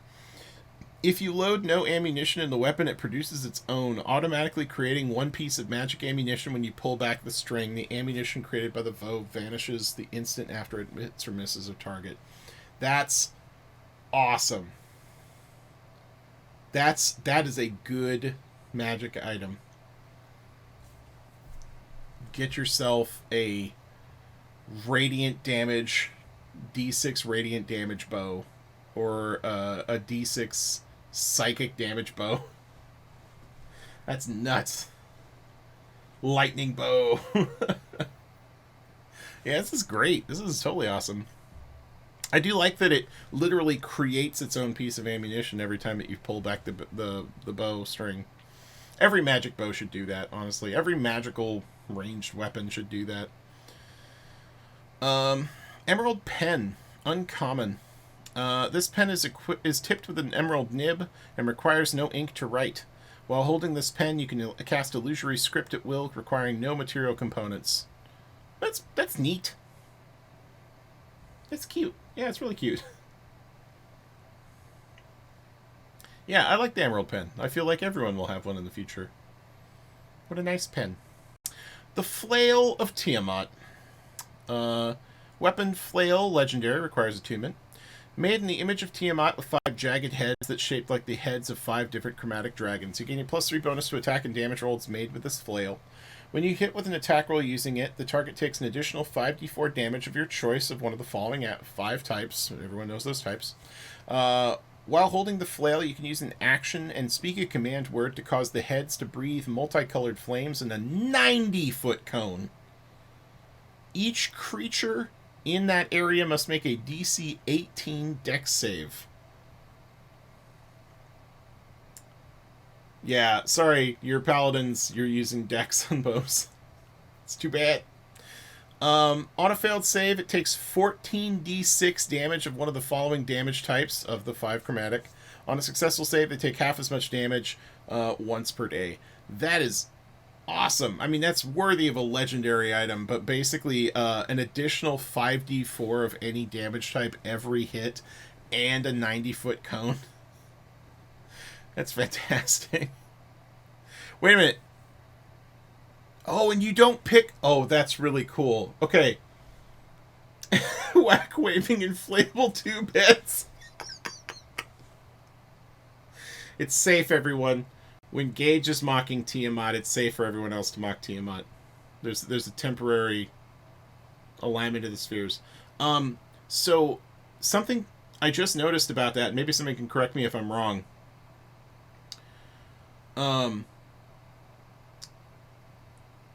You breathe the heads breathe multicolored flames in a 90-foot cone. Any creature that gets hit by it, so basically any creature that takes damage from it, you assign one of the 5 damage types that they take. So if you've got like multiple creatures in the area, and like some of them are resistant to certain things and some of them are resistant to other things, you can be like, you take cold damage, you take fire damage, you take lightning damage, you take poison because you didn't bring any resistances today, you're not prepared. Like that's really cool. I like that flavor a lot, and that's a very potent magical item. Very, definitely worthy of a legendary status. 90-foot cone. Holy shit. Alright, gold canary figurine of wondrous power. Wondrous item, legendary. Doesn't require attunement, but it's legendary. Whatever. Gold statuette is carved in the likeness of a canary and is small enough to fit in a pocket. You use an action to speak the command word and throw the figurine out into the point on the ground within 60 feet. Becomes a living creature in one of 2 forms you choose. If there isn't enough space for the creature when it would appear, the figurine doesn't become a creature. The 2 forms are as follows. Becomes a giant canary. I love that we have stats for a giant canary now. So that can appear in games now. More Bahamut shit. Wake me back up.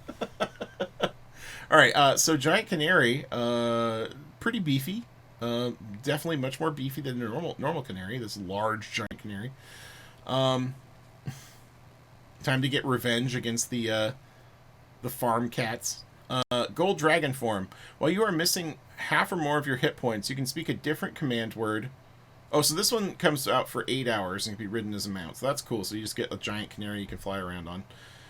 But if you're missing half or more of your hit points, you get an adult gold dragon for 1 hour. Can't use legendary or lair actions.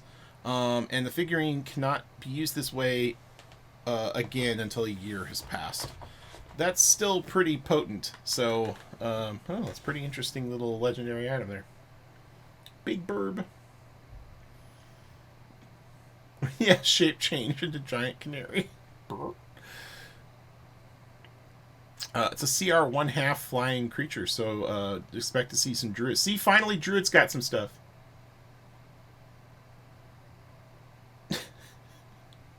Alright, platinum scarf. Oh no, sorry Gage, more Bahamut stuff.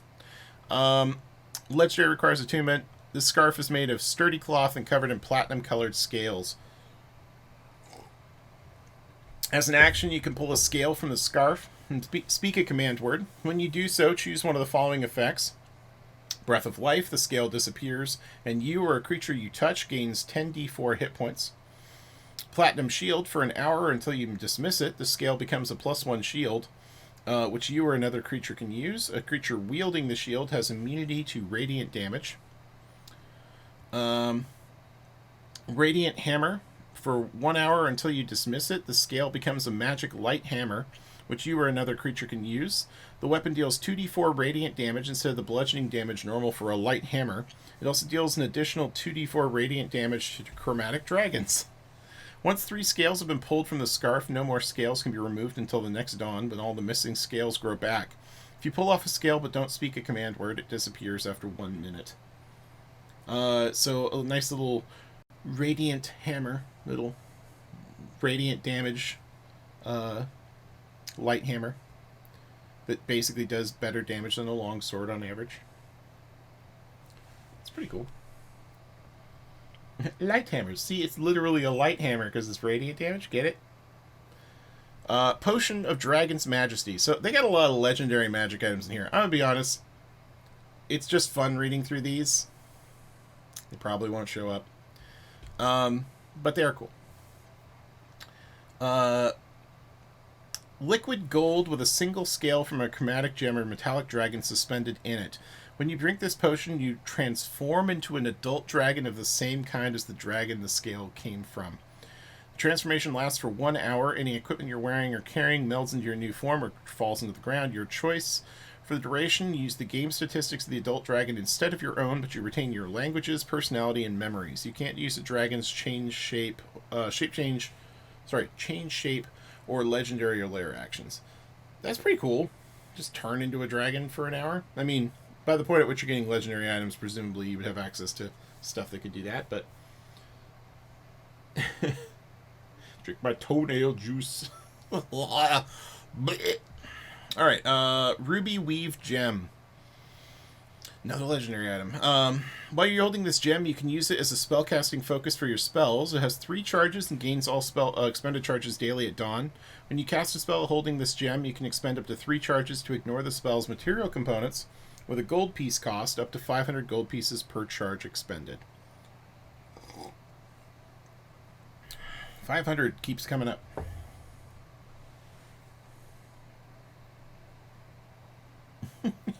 Yeah, give that potion to a low-level party and just have them just like hand wave their way through a difficult combat. Here's a get out of combat free card. So it ignores material components up to 500 gold per charge expended, and when you finish a long rest, choose a spell from any class list. The spell you choose must be of a level you can cast. You know the chosen spell and can cast it with all the spell slots of the appropriate level until your next long rest. Wow. They just slipped that one in there. Choose a spell from any class list. You know the chosen spell and can cast it with spell slots at the appropriate level until the end of your next long rest. This is Who Wants Wish, the gem. Finally, something content for druids. Finally.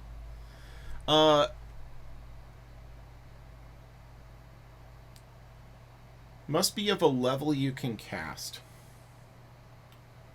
Spell you choose must be of a level you can cast.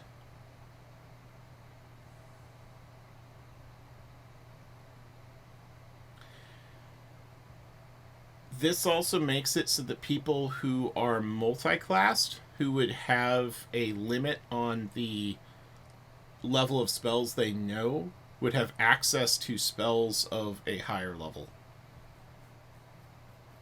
That's pretty cool. So it's even useful outside of Wish. Yeah, really, really cool for downtime item. That's, yeah, because basically it has 3 charges a day, and you can just pass it around to all the spellcasters, and they can just buff each. You know, can I have that? I'm going to use your spell. Can I have that? And we all have Simulacra. No! Everyone has Simulacra. That's gross. This. I'll tell you right now. This item is $1 billion. This item is $1,900,000,075 gajillion dollars. Billion actual dollars.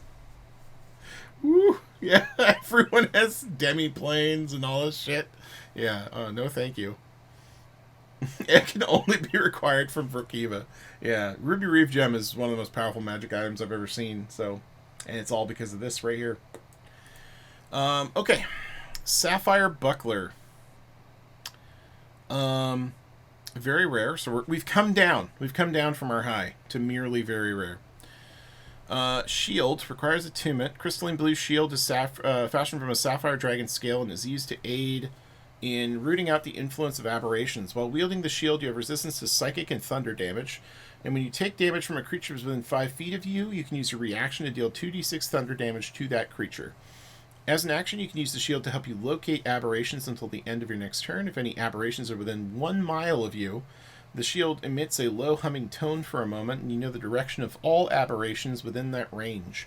Once this property is used, it can't be used again until the next dawn. Well.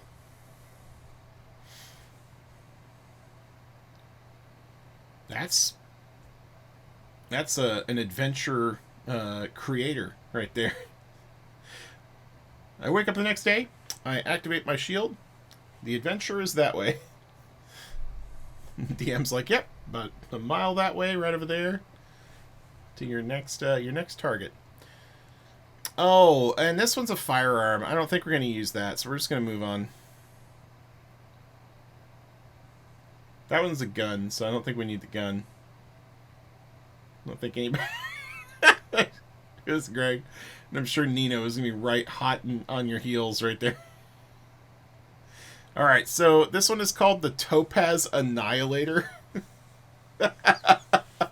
This magic ranged weapon resembles a musket, but in lieu of any ammunition, it holds a glowing yellow scale from a topaz dragon in its heart.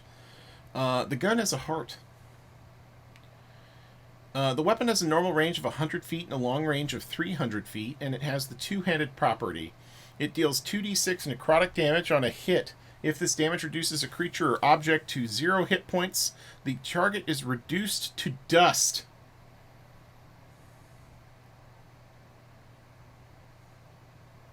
Creature reduced to dust can only be restored to life by a true resurrection or wish spell. While the weapon is on your person, you can use an action to cast the Disintegrate spell. Sure. Why not? Why not? I cast Disintegrate from my gun. I'm surprised it's not as one of the actions on your turn. You can cast Disintegrate.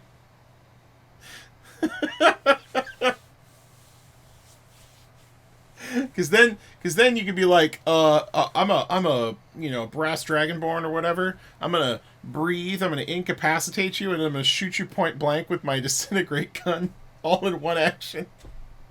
As a fighter, you automatically lose the save. You're reduced to dust, and you can't come back to life. Yeah, oh man, this. Yeah, every time you cast bullet from this gun, it's Disintegrate. That is also true. Also, it deals necrotic damage. It's a gun that deals necrotic damage. So I will mention, I believe that is a source for rogues to do necrotic sneak attack that disintegrates you.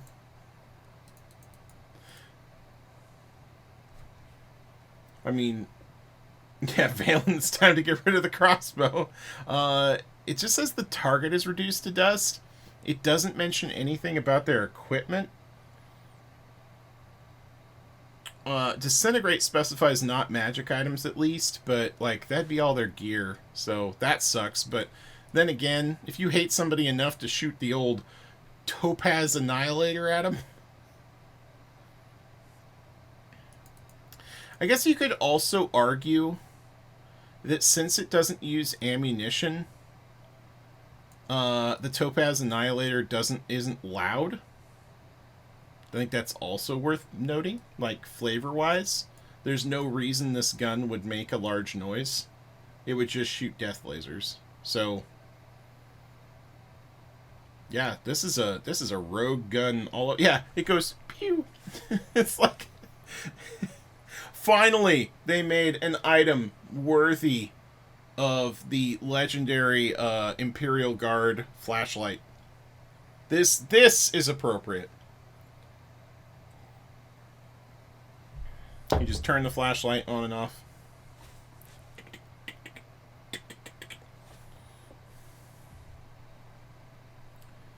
Yeah, so that's pretty awesome. Again, legendary, Greg.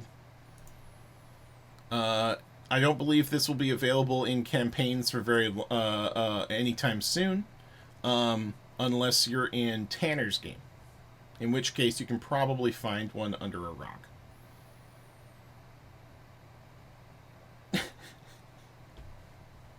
But unfortunately, it also curses you and indentures your service to a lich. So you win some, you lose some.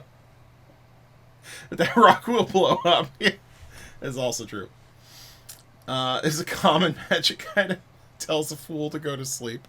Yeah, so these magic items have been pretty cool. Most of them are legendary, but Dragon Wing Bow, Emerald Pen, adorable.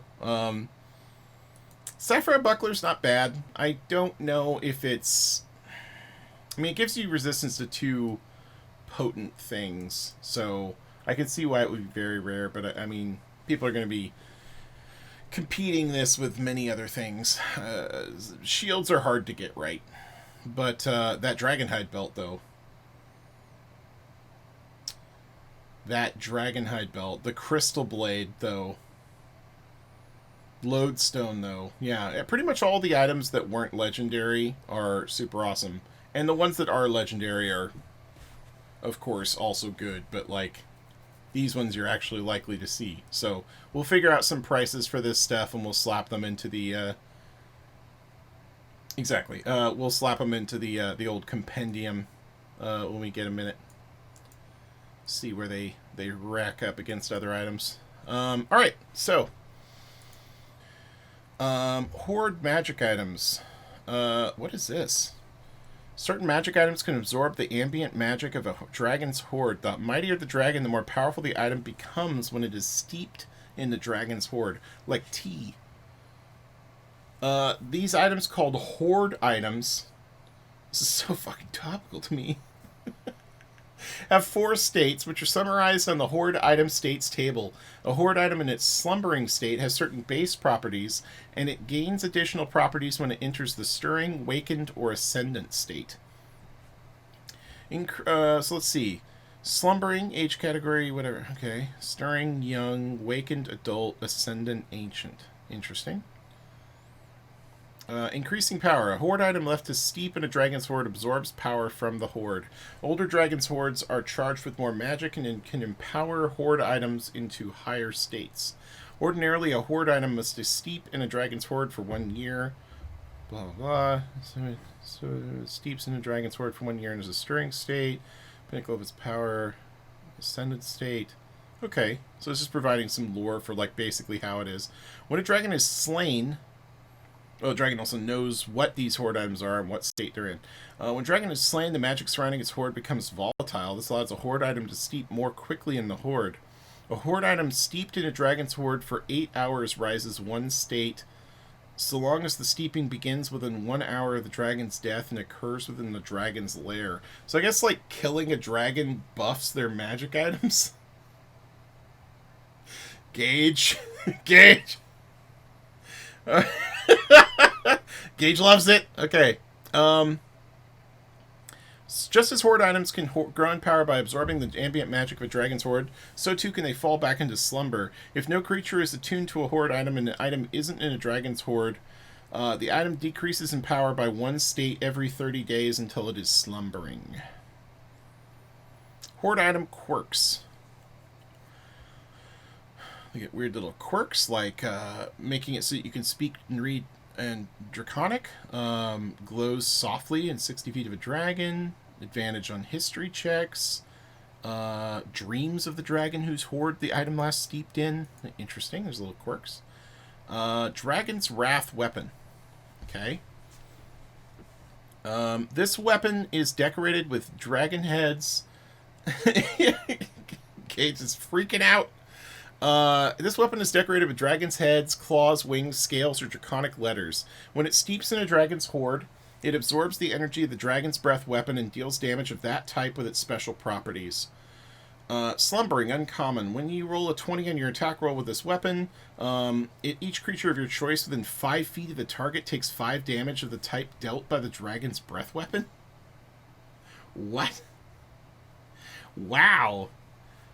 Stirring, rare. A stirring weapon has the slumbering property. In addition, you gain a +1 bonus to attack and damage rolls made with the weapon.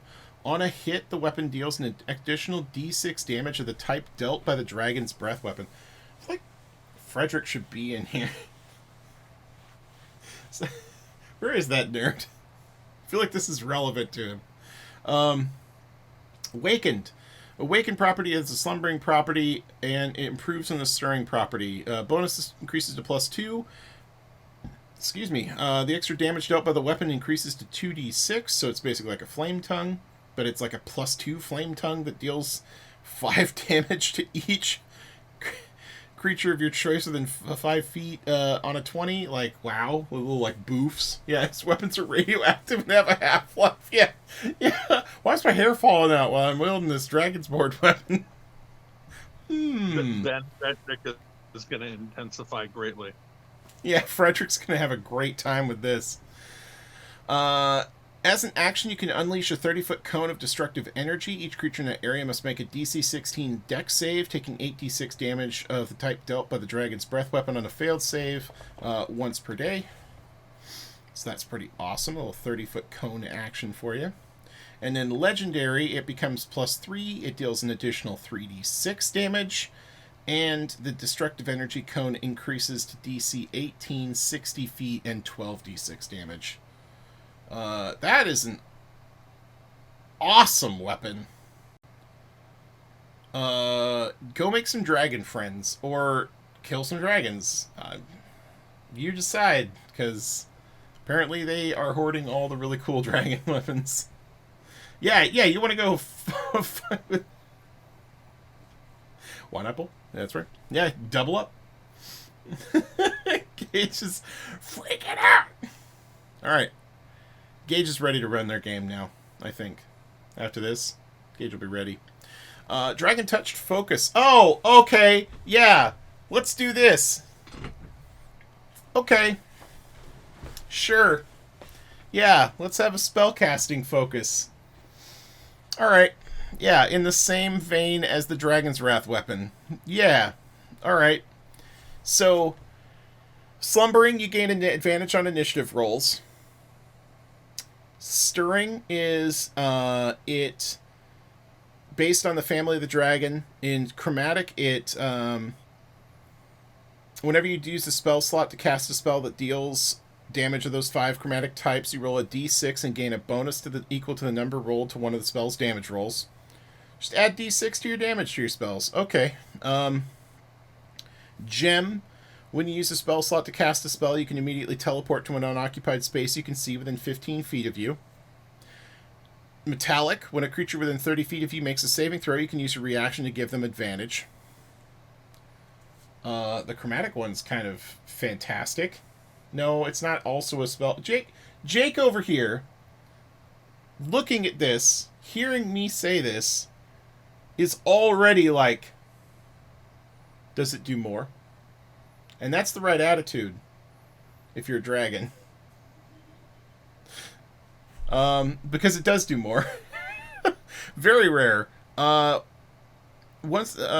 just gives you some spells you can cast once per day.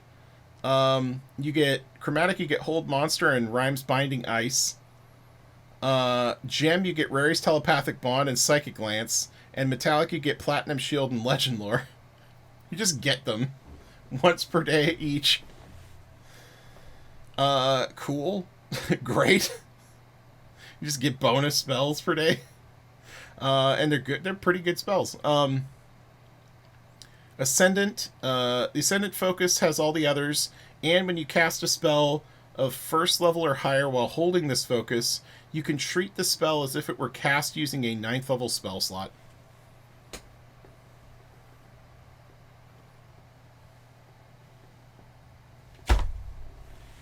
Cool. Great. I'll take 10. I'll take 90. Yeah. Just why not? In addition to all these other things, you know, steeped in dragons. Dragon Vessel. Let's get crunk. Oh, so the Dragon Vessel. I see what's happening here. It's a super potion. Alright. So, it's a potion bottle, drinking horn, or other container meant to hold a liquid. Slumbering is... you can fill it with one of the following of your choice. Ale, olive oil for cooking, I guess. Potion of healing, or a potion of climbing. Once the property is used, it can't be used until you get the next dawn. So, basically, as a bonus action, speak the command word, and you just get a drink once per day. Then rare, you can also fill it with mead, because, you know, that's better than ale. Or a potion of fire breath, or a greater healing potion. Very rare, you get a potion of flying, or a potion of superior healing. Or, wait a minute. No.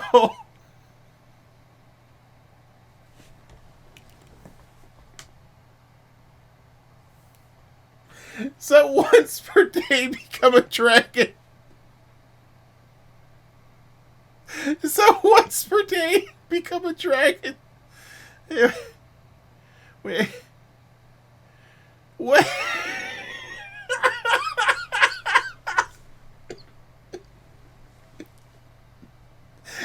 Would you like whiskey or to be a dragon once per day for an hour? What? That's a tough choice. I can't. I don't know. Whiskey, a supreme healing potion, or become a dragon. Become an ancient dragon once per day. Yeah, I'll go for the whiskey. Sounds good. Sounds good. I'll go for the whiskey. Wow. Once per day.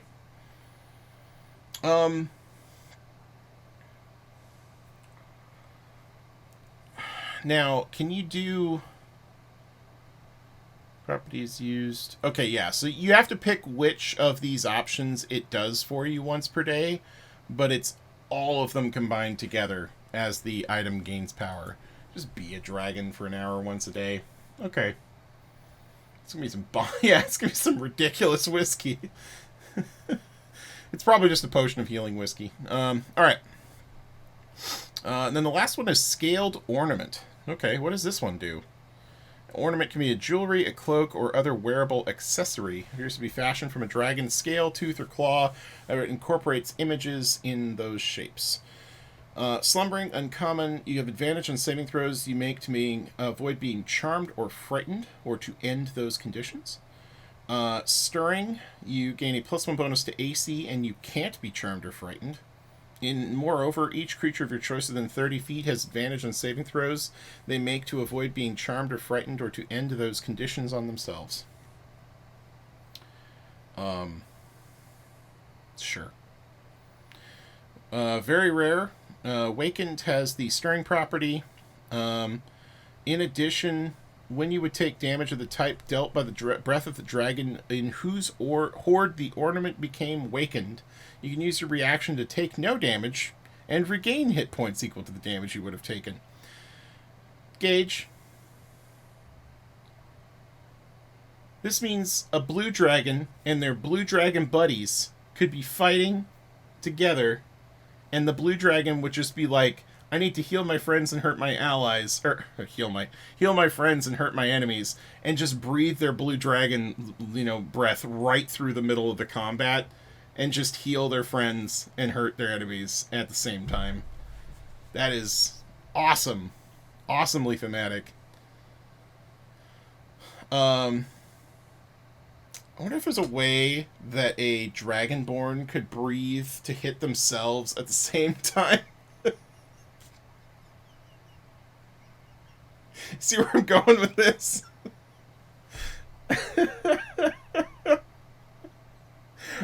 You just kind of breathe over your own shoulder and catch your arm in it, I feel like that's a thing, right? Like you're trying your manicure just through your hand. Unfortunately, you have resistance to the damage, and that's not going to help. But, that is funny, thematically. Holds hand in front of face. Yeah. And then Legendary, while you're wearing the ornament, you gain a flying speed. Sure. You can fly. So, here's your Cloak of Flying, or whatever, plus all this other cool shit. The party got whiskey once per day, don't you think? These items are super awesome. I think we're all in consensus that they are super awesome.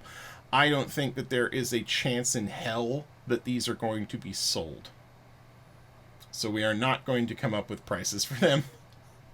I think they are roleplay, amazing roleplay item options, and they also provide kind of a neat template for potentially items that are not themed on dragons, that are just themed on powerful creatures.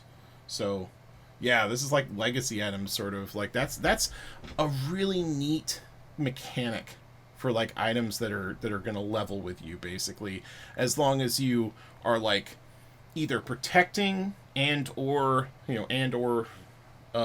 attacking the powerful creature in question. So that's pretty cool. All right, so Draconic Gifts. So we'll do this section and then we'll take a break. Gifts. Gifts. All right. Described in Chapter 3, the death of a dragon can result in its power taking root in a character, whether that person is the dragon's chosen heir or the dragon's killer. The result of this investiture can vary wildly in power and impact, from a minor charm to a complete transformation. Sometimes a Draconic gift has obvious visual manifestations. So first of all, Gage, did you know already that this is saying this has to do with when a dragon dies? Nope. Yeah, it refers to the deaths of dragons. Yeah, why is he just turning everyone to Dragonborn? Alright, so... sometimes the Draconic gift has obvious visual manifestations, such as when a character is transformed into a Dragonborn. Other gifts are invisible but no less potent, but on some worlds the investiture of Draconic power is accompanied by some kind of physical manifestation, especially if it's derived from slaying a dragon.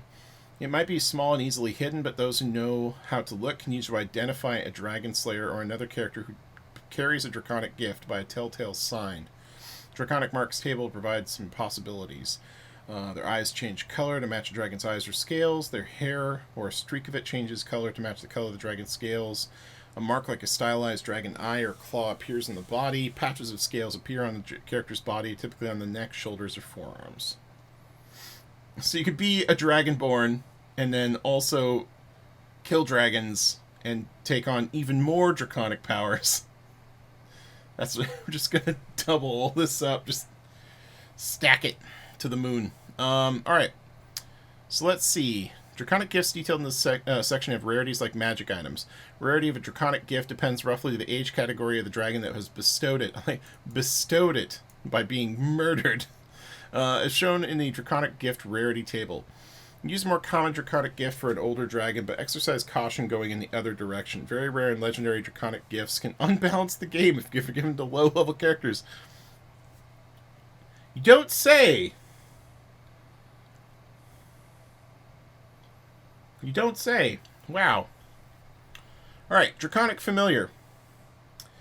What?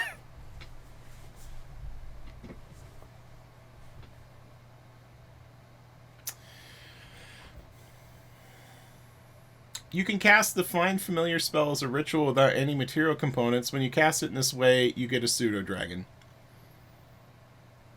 You just get a pseudo-dragon. And it can take attacks by... When you take the attack action, you can forego your attacks to let your pseudo-dragon attack. Yeah, just get yourself a pseudo-dragon, man. None of these require attunement, by the way. They're just gifts, so they're just bonus. Yeah, would you like Pact of the Dragon Chain Familiar? Draconic Rebirth. You become a Dragonborn. You replace the racial traits of your original race with the traits of a dramatic dram or metallic Dragonborn. Kind of Dragonborn you become matches the family of the dragon that is the source of this gift. You like leave home. You're like a you're like a human or whatever. You leave home. You get ambushed by a green dragon. You know, you fight it. You come home. You're a green Dragonborn. I don't know what happened. Literally turning people into Dragonborn. Oh. Okay. Yeah, no problem. You also keep any skill proficiencies you gain from your previous race, or you just gain proficiency in 2 skills of your choice. Did I miss...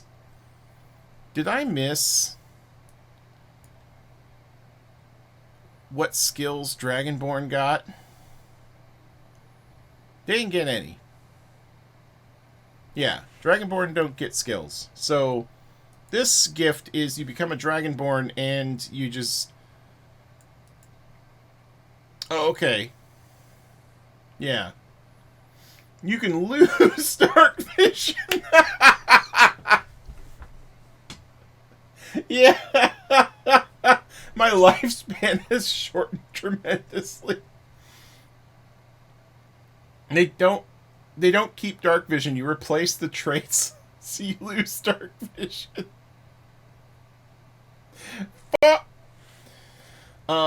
However, you just get 2 skills of your choice. So you can either keep the ones you got from your previous race. So like if you were an elf before and you had proficiency in perception, you would either keep perception or gain perception and something else.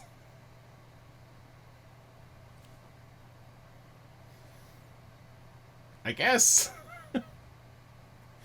Like the only spot is, ironically, this hurts you if you were already a race that like gains 2 skills. So then it's just a sideways. Being an elf and becoming a dragonborn. Exactly, right? Why would you ever? Draconic senses.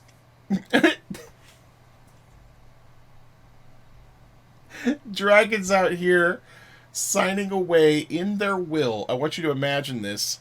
These gifts are like the wills, the magical wills of dragons, right? They're signing away in their will on their deathbed. Dragonborn? Dark vision? No. But that gnome can get blindsight.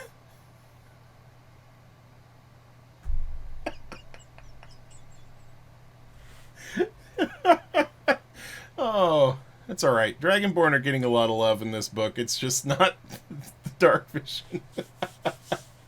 All right, so you get blind sight to 10 feet, and you get advantage on wisdom and perception checks. So that's pretty cool. I don't understand why this one is rare and this one's uncommon, though. That's kind of strange. Like, I feel like being reborn into a Dragonborn would be like a rare gift. I don't understand why they have rarities, honestly. I guess just for, like, making sure people don't give stuff to people that is too powerful, that, you know, WotC thinks is too powerful. But obviously these aren't things you can just buy. Okay. Echo of Dragon Sight. Very rare. You begin to extend your awareness beyond the single world of the material plane that is your home. You can cast Contact Other Plane as a ritual. The entity you contact is a dragon on another world on the material plane, so its knowledge of your world might be limited. Also, this dragon is an echo of the dragon who is the source of the gift, which might affect its attitude and behavior towards you. See...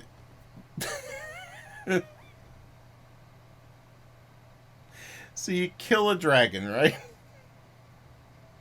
And it gives you the ability to cast Contact Other Plane as a ritual to contact the same dragon in another campaign setting. And it might affect its attitude. That being said, it doesn't mean that this dragon knows that you killed it. Maybe. But that's, you know, it's all very... It's just very strange. It's 9 plus 10. Yeah. Alright, you're insane. Yeah. Frightful Presence. As a bonus action, you can manifest your Frightful Presence. Each creature of your choice within 120 feet and aware of you must make a wisdom save or become frightened of you for 1 minute. The creature can repeat the saving throw at the end of their turns, ending the effect on themselves as a success. A number of times equal to your proficiency bonus per long rest. That's pretty cool. That's the Frightful Presence. Like, that's the one right there. That's Frightful Presence. Yeah, that's pretty awesome. I like that it's a bonus action, too, so you can be, like, every turn just churning out these Frightful Presence abilities. And it's just every creature of your choice. So that's pretty cool. Psionic Reach. Oh, here we go. Gem Dragons. Yeah, I'm imagining that we're not just gonna do death. It's just pretty funny that it's like talking about it up here at the top that it's like the death of a dragon can do that. It doesn't specifically say in here that it's like, this is poorly worded in that it doesn't talk about dragons being able to just sort of bestow these gifts. It only specifically talks about what happens when a dragon slayer, the death of a dragon. It can also talk about the dragon's chosen heir, but it talks about the death of a dragon. So that being said though, like, this is just fluff, and this is all DM fiat anyway, so if stuff like this happens, the DM will be able to do whatever they want with it anyway, so it doesn't really matter. It's just funny that the way that they phrased it has to do with death all over the place. So Psionic Reach is you get resistance to psychic damage, telekinesis spell once per day with without spending a spell slot, and you learn the spell, so you can cast it using spell slots you have at the appropriate level. Yeah, so once per long rest, you can cast telekinesis, and you can cast it with other spell slots of appropriate level. So that's pretty cool. And then, okay, you gain resistance to piercing and slashing damage. Why not? Why not? Sure. It's weird that it's not bludgeoning and slashing, though, right? Like, you'd think piercing would be the one that, like, you know, traditionally always dragons get fucked up by. But, you know, not a whole lot of ranged bludgeoning weapons. So, I guess that's good. And then Tongue of the Dragon. So we're back down to uncommon. It was like hiking up. It was like uncommon, uncommon, rare, very rare, very rare, very rare, legendary, back down to uncommon. Tongue of the Dragon legendary. Yeah, like, what the hell? So you can make your voice audible up to 300 feet. You can do everything with Draconic, and you have advantage on charisma checks. Persuasion checks, I should say. Whoa, what? Oh, okay, I see what they're doing here. They can also just give you feats as a Draconic gift. So they may just, like, awaken your blood and give you magic initiate, or give you charismatic gift for inspiration, inspiring leader, or make you lucky or something like that. So that's pretty cool. Yeah, so there's some pretty neat stuff here under Dragon Magic. This next bunch of chapters, like, I think basically like the rest of Fizban's, is probably going to have a great more to do with DMing than players necessarily. So I don't know if we're going to really go into the detail as thoroughly as we have been for the previous sections, because those are more just, like, useful to everybody. But I think it might be useful to at least see, like, the scope of what's in here, and maybe look into specific things if they look particularly interesting. The next chapter is called Dragons in Play, and, you know, right away it says it's intended for the Dungeon Master. So it has to do with role-playing as dragons, dragon characters, their lifespan, reproduction, death of a dragon, undeath, that echoes across the worlds concept, where they have kind of a sense of other versions of themselves, their gods and religion, details about shape-shifting. So, like, when, you know, some dragons have, like, the ability to sort of, like, take mortal form, and then dragon organizations, I presume, is like, yeah, Cult of the Dragon and the Chamber, Eberron, yeah. So basically roleplay groups that are themed around it, NPC groups, effectively. Look at these cool, look at these noble looking guys. They're so great, so fancy over here. Wow, like, so there's, like, random charts for mannerisms, secrets, dragon name table. That's pretty cool. Lifespan. Oh my goodness. Look at that boyo right there. Wow. Yep. That's... What a cutie. What a cutie. Wow. There's never been a more perfect baby. Alright, so yeah. Oh, wormling goals. That's adorable. So there's goals basically based on the age, the categories of the dragons. Undercover boss with their cultists. Yeah, I'm kind of imagining the Kylo Ren episode. Well, like a dragon in their own dragon cult. Like, what do you think about Aragnathir? Do you think he's a good guy? And they're like, I don't know, he's alright. Like, ah! Just burned to death.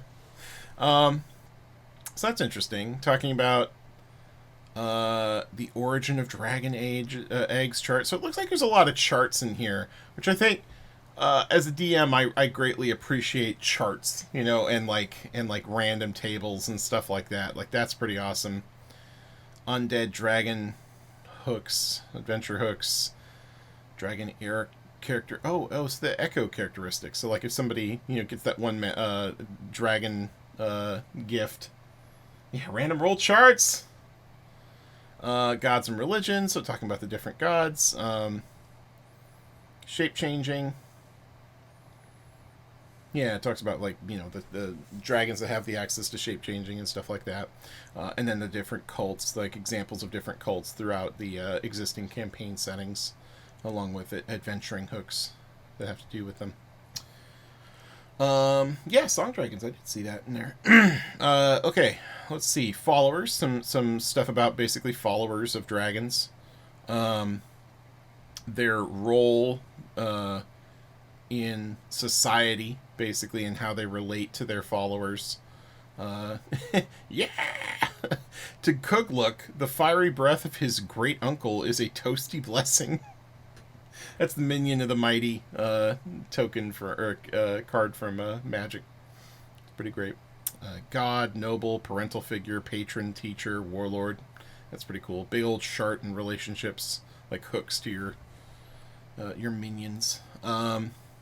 Dragon encounters. So basically, you know, running a dragon as a DM is kind of a daunting task because they're supposed to be very intimidating and very important when you see them. So, you know, having some helpful guides and sort of like complications, like if you run like a random encounter with a dragon sort of thing, might be useful for helping people figure that out. Dragon adventures, talking about, you know, dragons as the antagonist, dragons as like the schemer behind the scenes, random rolls for schemes, dragons as power. Interesting. Okay, that's a cool picture. Look at that guy. The the black great worm Rashok keeps watch over ruined city. He looks kind of pudgy, doesn't he? Looks like he's got a little belly on him. Dragon campaigns, campaign events.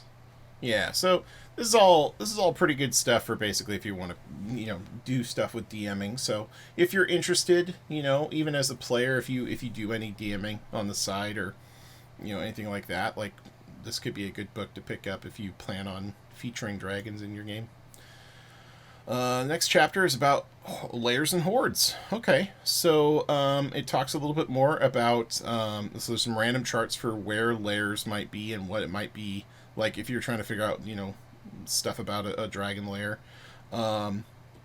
Regional effects. I know that in the monster manual they talk about the regional effects around particular dragons' lairs. This is like kind of expanding upon that chart and sort of providing more options. Stuff like, oh, this is interesting. Instantly aware of the death of any creature within 1 mile of its lair and can review the last moments of the creature's life as if seen through the creature's eyes. So they know where the adventurers are. Just a hallow spell on your entire lair. That's awesome. Lair actions gives you a few more options for lair actions. That's pretty cool. Dragon Hoards, talking more detail about the different dragon hordes. Linking Hoards. Portions one or more pieces from a linked set of objects to each treasure cache, and it strengthens the mystical link between portions of the divided hoard. So this is neat stuff about hoards. Haunted hoards. Oh shit. Hoards haunted. Cursed hoards. Mm-hmm. We won't get into too much detail there, you know, give the DMs more to mess with you with. Especially those of you who've been talking a lot of shit about running around and killing dragons now that you've seen all the cool stuff. Here come the curses. What's in a hoard? What's that? Oh, yeah, just some laughter. Just some Jeremy laugh back there. Yeah, good time for it. That's a cool green dragon. So maybe a little bit more detail about cool items that you find in hoards that give the hoard a little bit more dimensional a three-dimensional nature, instead of it just being like you find this many of this and this many of that, and you find these magic items and huzzah. Like, goes into a little bit more details there. Let's see. Yeah, and it gives you like a little bit better Hoard random charts. Cool. Next chapter is about the Draconomicon. I don't know how many of you played 3.5 edition, but I remember the Draconomicon. I was looking for it a minute ago, but I think we put away all of our books that aren't strictly 5th edition right now. So, or like, setting books. But basically, the Draconomicon was a really cool book, and it was very similar to this. I'm sure it was an inspiration for this. And yes, I see it. I see it. So, the Draconomicon basically is providing a Q&A for each different type of dragon. I don't believe that this section will have... Yeah, this section is not going to have the stats of the dragons, because you're using the stats from the monster manual for the ones that aren't with a little asterisk, but this book in the next chapter will have the actual stat blocks for all of the different dragons that are new as of this book, or at least new to 5th edition officially as of this book. Yeah, it's very pretty. Very pretty artwork. So the new ones that we're going to see are, of course, the Amethyst, the Crystal Dragon, Deep Dragon, Emerald Dragon, Moonstone, Sapphire, and Topaz. So those are the new ones. So all the gemstone dragons, plus the Moonstone, Crystal, and Deep. Wait, no, Moonstone was one of the gem dragons, or was it Crystal? One of those. Anyway, they're all kind of gemstones. Yeah, Moonstone might be entirely new. That's what I was thinking. Yeah, one of these is new. It must be the Moonstone. Okay. So this section basically goes into details about if you wanted to run a cool dragon of a particular type. It gives you a ton of information, random charts, all kinds of just neat stuff. This is pretty good for like people who want to run a dragon, but don't know like how they're supposed to interact. Now, keep in mind also in Myzelis and basically in the DTU in general, we don't bind dragons or any other mortal creature, or technically mortal creature, to their existing alignment, and in some places the alignment isn't even a thing. So that doesn't mean that the creatures can't have like personalities, but like if you are running a game in a world where creatures have their original alignments, this is pretty straight across adaptable. But I can imagine these charts are also useful if you like know which kind of dragon personality wise you want to emulate. You could like steal some of the ideals and sort of mix and match, kind of like we do with backgrounds. But then as far as like, obviously their lairs are going to be more themed and focused around their actual powers and like, their elemental type and things like that. And we haven't messed with that stuff a whole lot. So like a bronze dragon is still aquatic focused. A black dragon would still live in a swamp. A red dragon would probably still live in like the mountains or in like a hot, place. Blue dragon from the desert, that kind of thing. Exactly. Not created by Tiamat, so they're not automatically evil. But yeah, this whole section basically talks about all these different kinds of dragons. Goes into Amethyst Black. Why is this only D's? Oh, this must just be everything from A to DR. Okay, so crystal dragons are kind of, Amethyst, Crystal. These are gemstone dragons, and then deep dragons, of course. Got to look at this section real quick because these are another favorite of Gage's. Got a lot of interesting information. So as far as a deep dragon breath weapon is necrotic energy. I'm not sure what they're going to use. We'll have to see what their actual stat block is, but I imagine it'll be necrotic damage. And then dragon turtles, that's cool too. They got basically they qualify. They get to hang out. Yeah, it might be. I don't know. I haven't looked ahead, so. Alright, so Draconomicon continued. What is the deal with Moonstone Dragons? Let's look at those. We'll imagine the most preposterous things around a Moonstone Dragon and look around and realize one was not in fact imagining. Oh, so they're Feywild themed dragons. So they're like Fey dragons, basically. They're like fairy dragons, but they're actual dragons. Instead of just being little tiny baby things. Okay, I'm interested to see this stat block. Let's see what this is about, but it seems like they are... Moonstone Dragons prefer silver, platinum, and mithril to copper and gold. I don't see Electrum on here, but I don't see why that's not something you could modify, Kevin.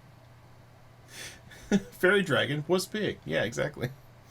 Yeah, so interesting. I'm interested to see what the Moonstone Dragon's stat block is actually like. Already modified. In my mind, modified. Okay, so let's go to the Bestiary. So let's look at the new ones. Ooh, they got animated breath in here. Yeah, that was another cool thing that they introduced with the Draconomicon, is they had a ton of really cool new dragons and things that were themed around dragons in terms of like monster manual stuff. So amethyst dragons, lair actions, beguiling whisper, let's see, charms creatures, imprisoning force. Oh, force cage as a lair action. Oh no. Oh no. Yeah, exactly. I'm not going to linger on this too much. I'm just kind of interested. Do they still use a singularity breath? Oh my goodness. This is all kinds of cool stuff. Explosive crystal. Aha! Spits and amethyst. There it is. There it is. There's your lozenge. The explosive lozenge. It's under its legendary actions. Okay. Ooh. Look at those pretty dragons. Very big World of Warcraft vibes with these floating gems. But, you know, psionic energy against psionic energy. You know, that's just a little telekinesis as a treat. Animated breath was cool. You know, it's basically like a dragon breathes in an area and it sort of just creates an animated elemental. Please note, gems have hover. Oh, what? Sorry? Yeah! Wow. That is a big deal. That means if they go prone, they don't fall. That's pretty cool. Yeah, so gemstone dragons fly magically as much as they fly mundanely. So that's pretty interesting. So they get knocked out, they just sort of float through space. And tumbling end over end. Okay. One thing I did want to look at, though, because this is kind of a big deal and I'm really excited about it. Well, I mean, there are the aspects of the dragon gods. Those are pretty cool to look at. I'm just going to look at their hit points. 585? That's like a Saturday for, you know... 500 hit points is like what we used to throw at people for, like, sub-level 10 world events in Season 1. So, like, this... I'm sure it's cool in some ways, but you got a CR 30. Okay, we'll see how that goes. But let's look at Chromatic Great Worm. Hell yeah. How big is this thing? Gargantuan, but like, does it talk about... Yeah. Yeah. Look at the size of that thing. Sweet Lord. Gargantuan. If memory serves from the monster manual, Gargantuan covers you for anything that starts at 20 feet on a side and goes up. So, I'm pretty sure Gargantuan is like kind of how they did it in 3.5, where it was like Colossal plus, Colossal plus plus plus. So, you know, when they say Gargantuan, you can kind of just use a 20 by 20 by 20, or you could make your dragon just absolutely ginormous. And just sort of like scope up the reach and stuff like that. But I don't know, it's cool. It's cool to finally have Great Worm dragons back. I remember back in the day it would Great Worm was 2 words though, so this is interesting. It kind of threw me off when I first read this. I was like, what's a Great Worm? And I was like, oh, Great Worm. Great Worm is in the age category. Okay, I got it. Yeah, so pretty neat stuff. It looks like they used one stat block and put it basically all in there, and then you just modify it based on the type of dragon. So that's a little lazy. I'm kind of sad about that. But there's enough charts in here that basically if you've got a Great Worm, you can probably fill out the rest of the fluff yourself. Yeah, exactly. All dragons on the same level. White Great Worm dragons, like, let's go! Okay, next section has deep dragons. So there's your deep dragons. Let's look at the quick...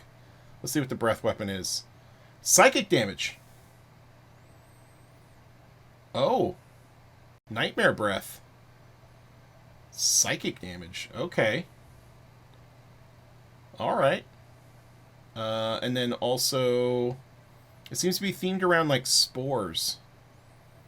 So it's like kind of poison psionics sort of together.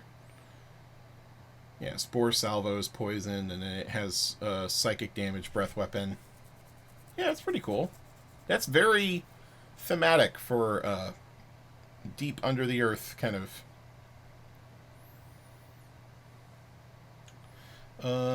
Let's see. Everything else looks like it's pretty much on the same tier as an ancient dragon. So yeah, it's kind of towards the lower end of the challenge ratings, but still a neat dragon. They got a picture? Oh my goodness, look at this guy. What a goofball. Are those little mushrooms along his neck?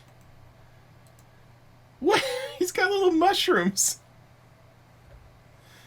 Yeah, look at that. It's great. He looks like a what's that one? The chicken that turns you to stone. Starts with a C, I think.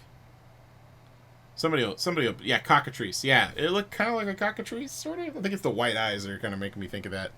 I remember them being a lot more svelte in previous editions. If memory serves, they looked like kind of just sort of like pure black, sort of very smooth, thin snakes with wings.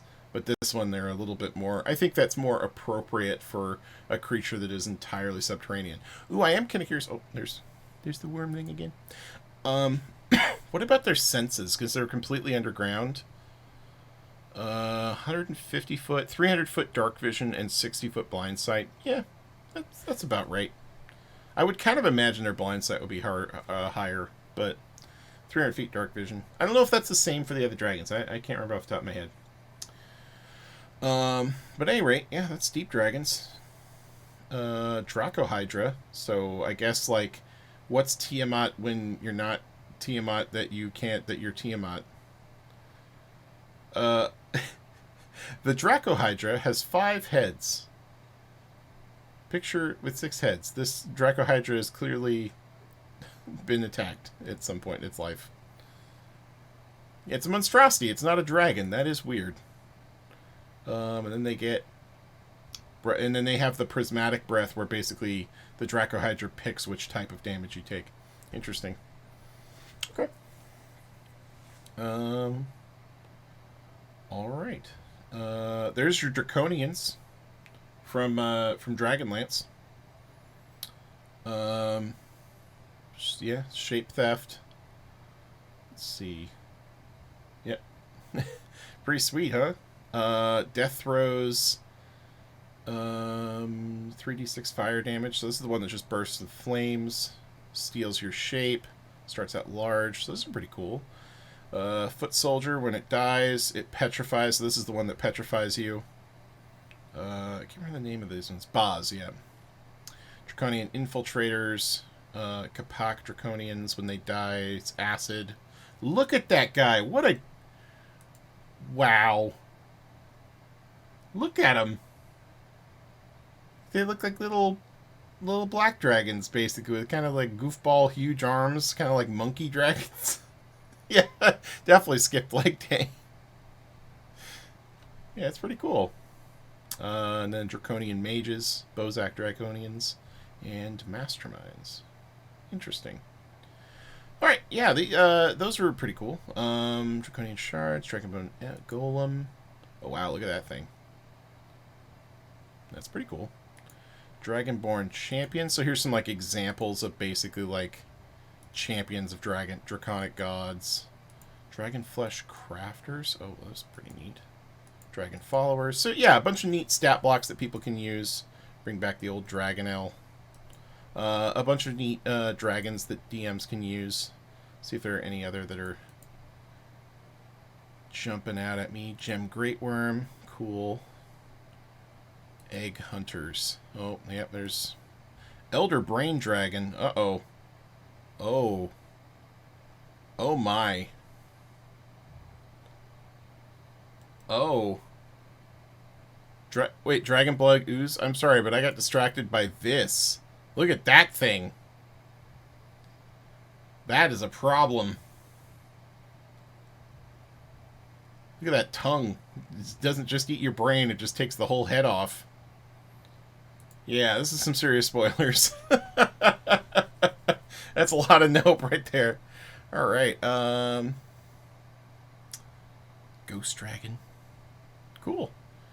Yeah, a bunch of cool, neat stuff that DMs can use. Bunch of new, cool creatures and whatnot.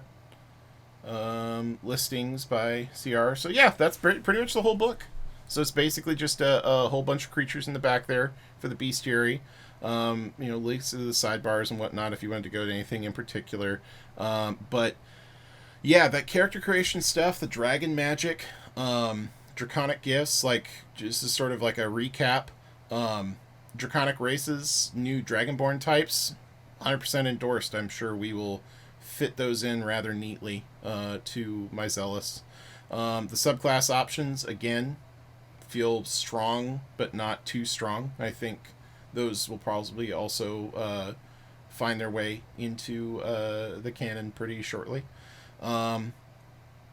Heroes of the Dragon. I mean, we've always been a big fan of people being able to reskin your character's abilities to sort of match like what you had in mind, so long as what you're doing with it doesn't give you like a mechanical advantage. So it's neat that they kind of went out of their way to kind of specify this, but that's pretty much what we've been doing the whole time. So, you can use this as an example, but for the most part, if you had a theme in mind and it doesn't exactly what like your class abilities say or your character says, your class or your race or anything like that, you can just let us know what you want to change it to. The Draconic Feats are neat. It seemed like it's weird they only had 3, but they seemed neat enough that people would be able to use them, especially the Gemstone Dragon one. I think was it the Metallic Dragon one that had the really cool, let's see here. Yeah, it was like a buff thing, but I think it was the the Gift of the Chromatic Dragon was just give yourself resistance, and then buff everyone's buff a weapon and give it to someone else, or buff your own weapon for a minute. That was pretty cool. And then the new spells were all awesome. I imagine that the way we'll do it is we'll basically just say, well, I'll probably talk it over with the team first and see how we really want to implement it, but I imagine that if we approve it, it won't be exactly the same as like the chronologist abilities, like, or not just chronologist, but like the sort of like time and space magic stuff, where it was kind of like linked to wizards specifically into that particular archetype. Because this is a racial thing, like this is dragons in general. So I don't imagine that these will be locked behind any particular gates. I think people will just have access to these, but I'll talk about it with the team.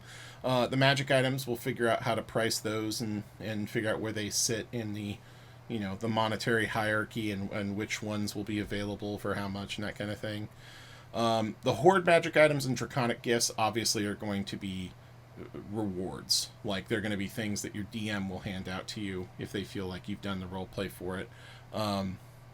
Or things that you might like negotiate with your DM about, like if you really wanted to have like a cool Hoard magic item style like inheritor item or something like that. Like, there's some rules for that, and you basically like give up some of the stuff you start with for your character or something like that. But generally speaking, those sorts of items are going to be unique to campaigns and probably have a lot to do with what's going on in the campaign. And then as far as the rest of it goes, it's all just basically how to run dragons, different kinds of dragons and stuff like that for DMs and whatnot. So outside of asking your DM for like options for shape change, or other like polymorph and stuff like that.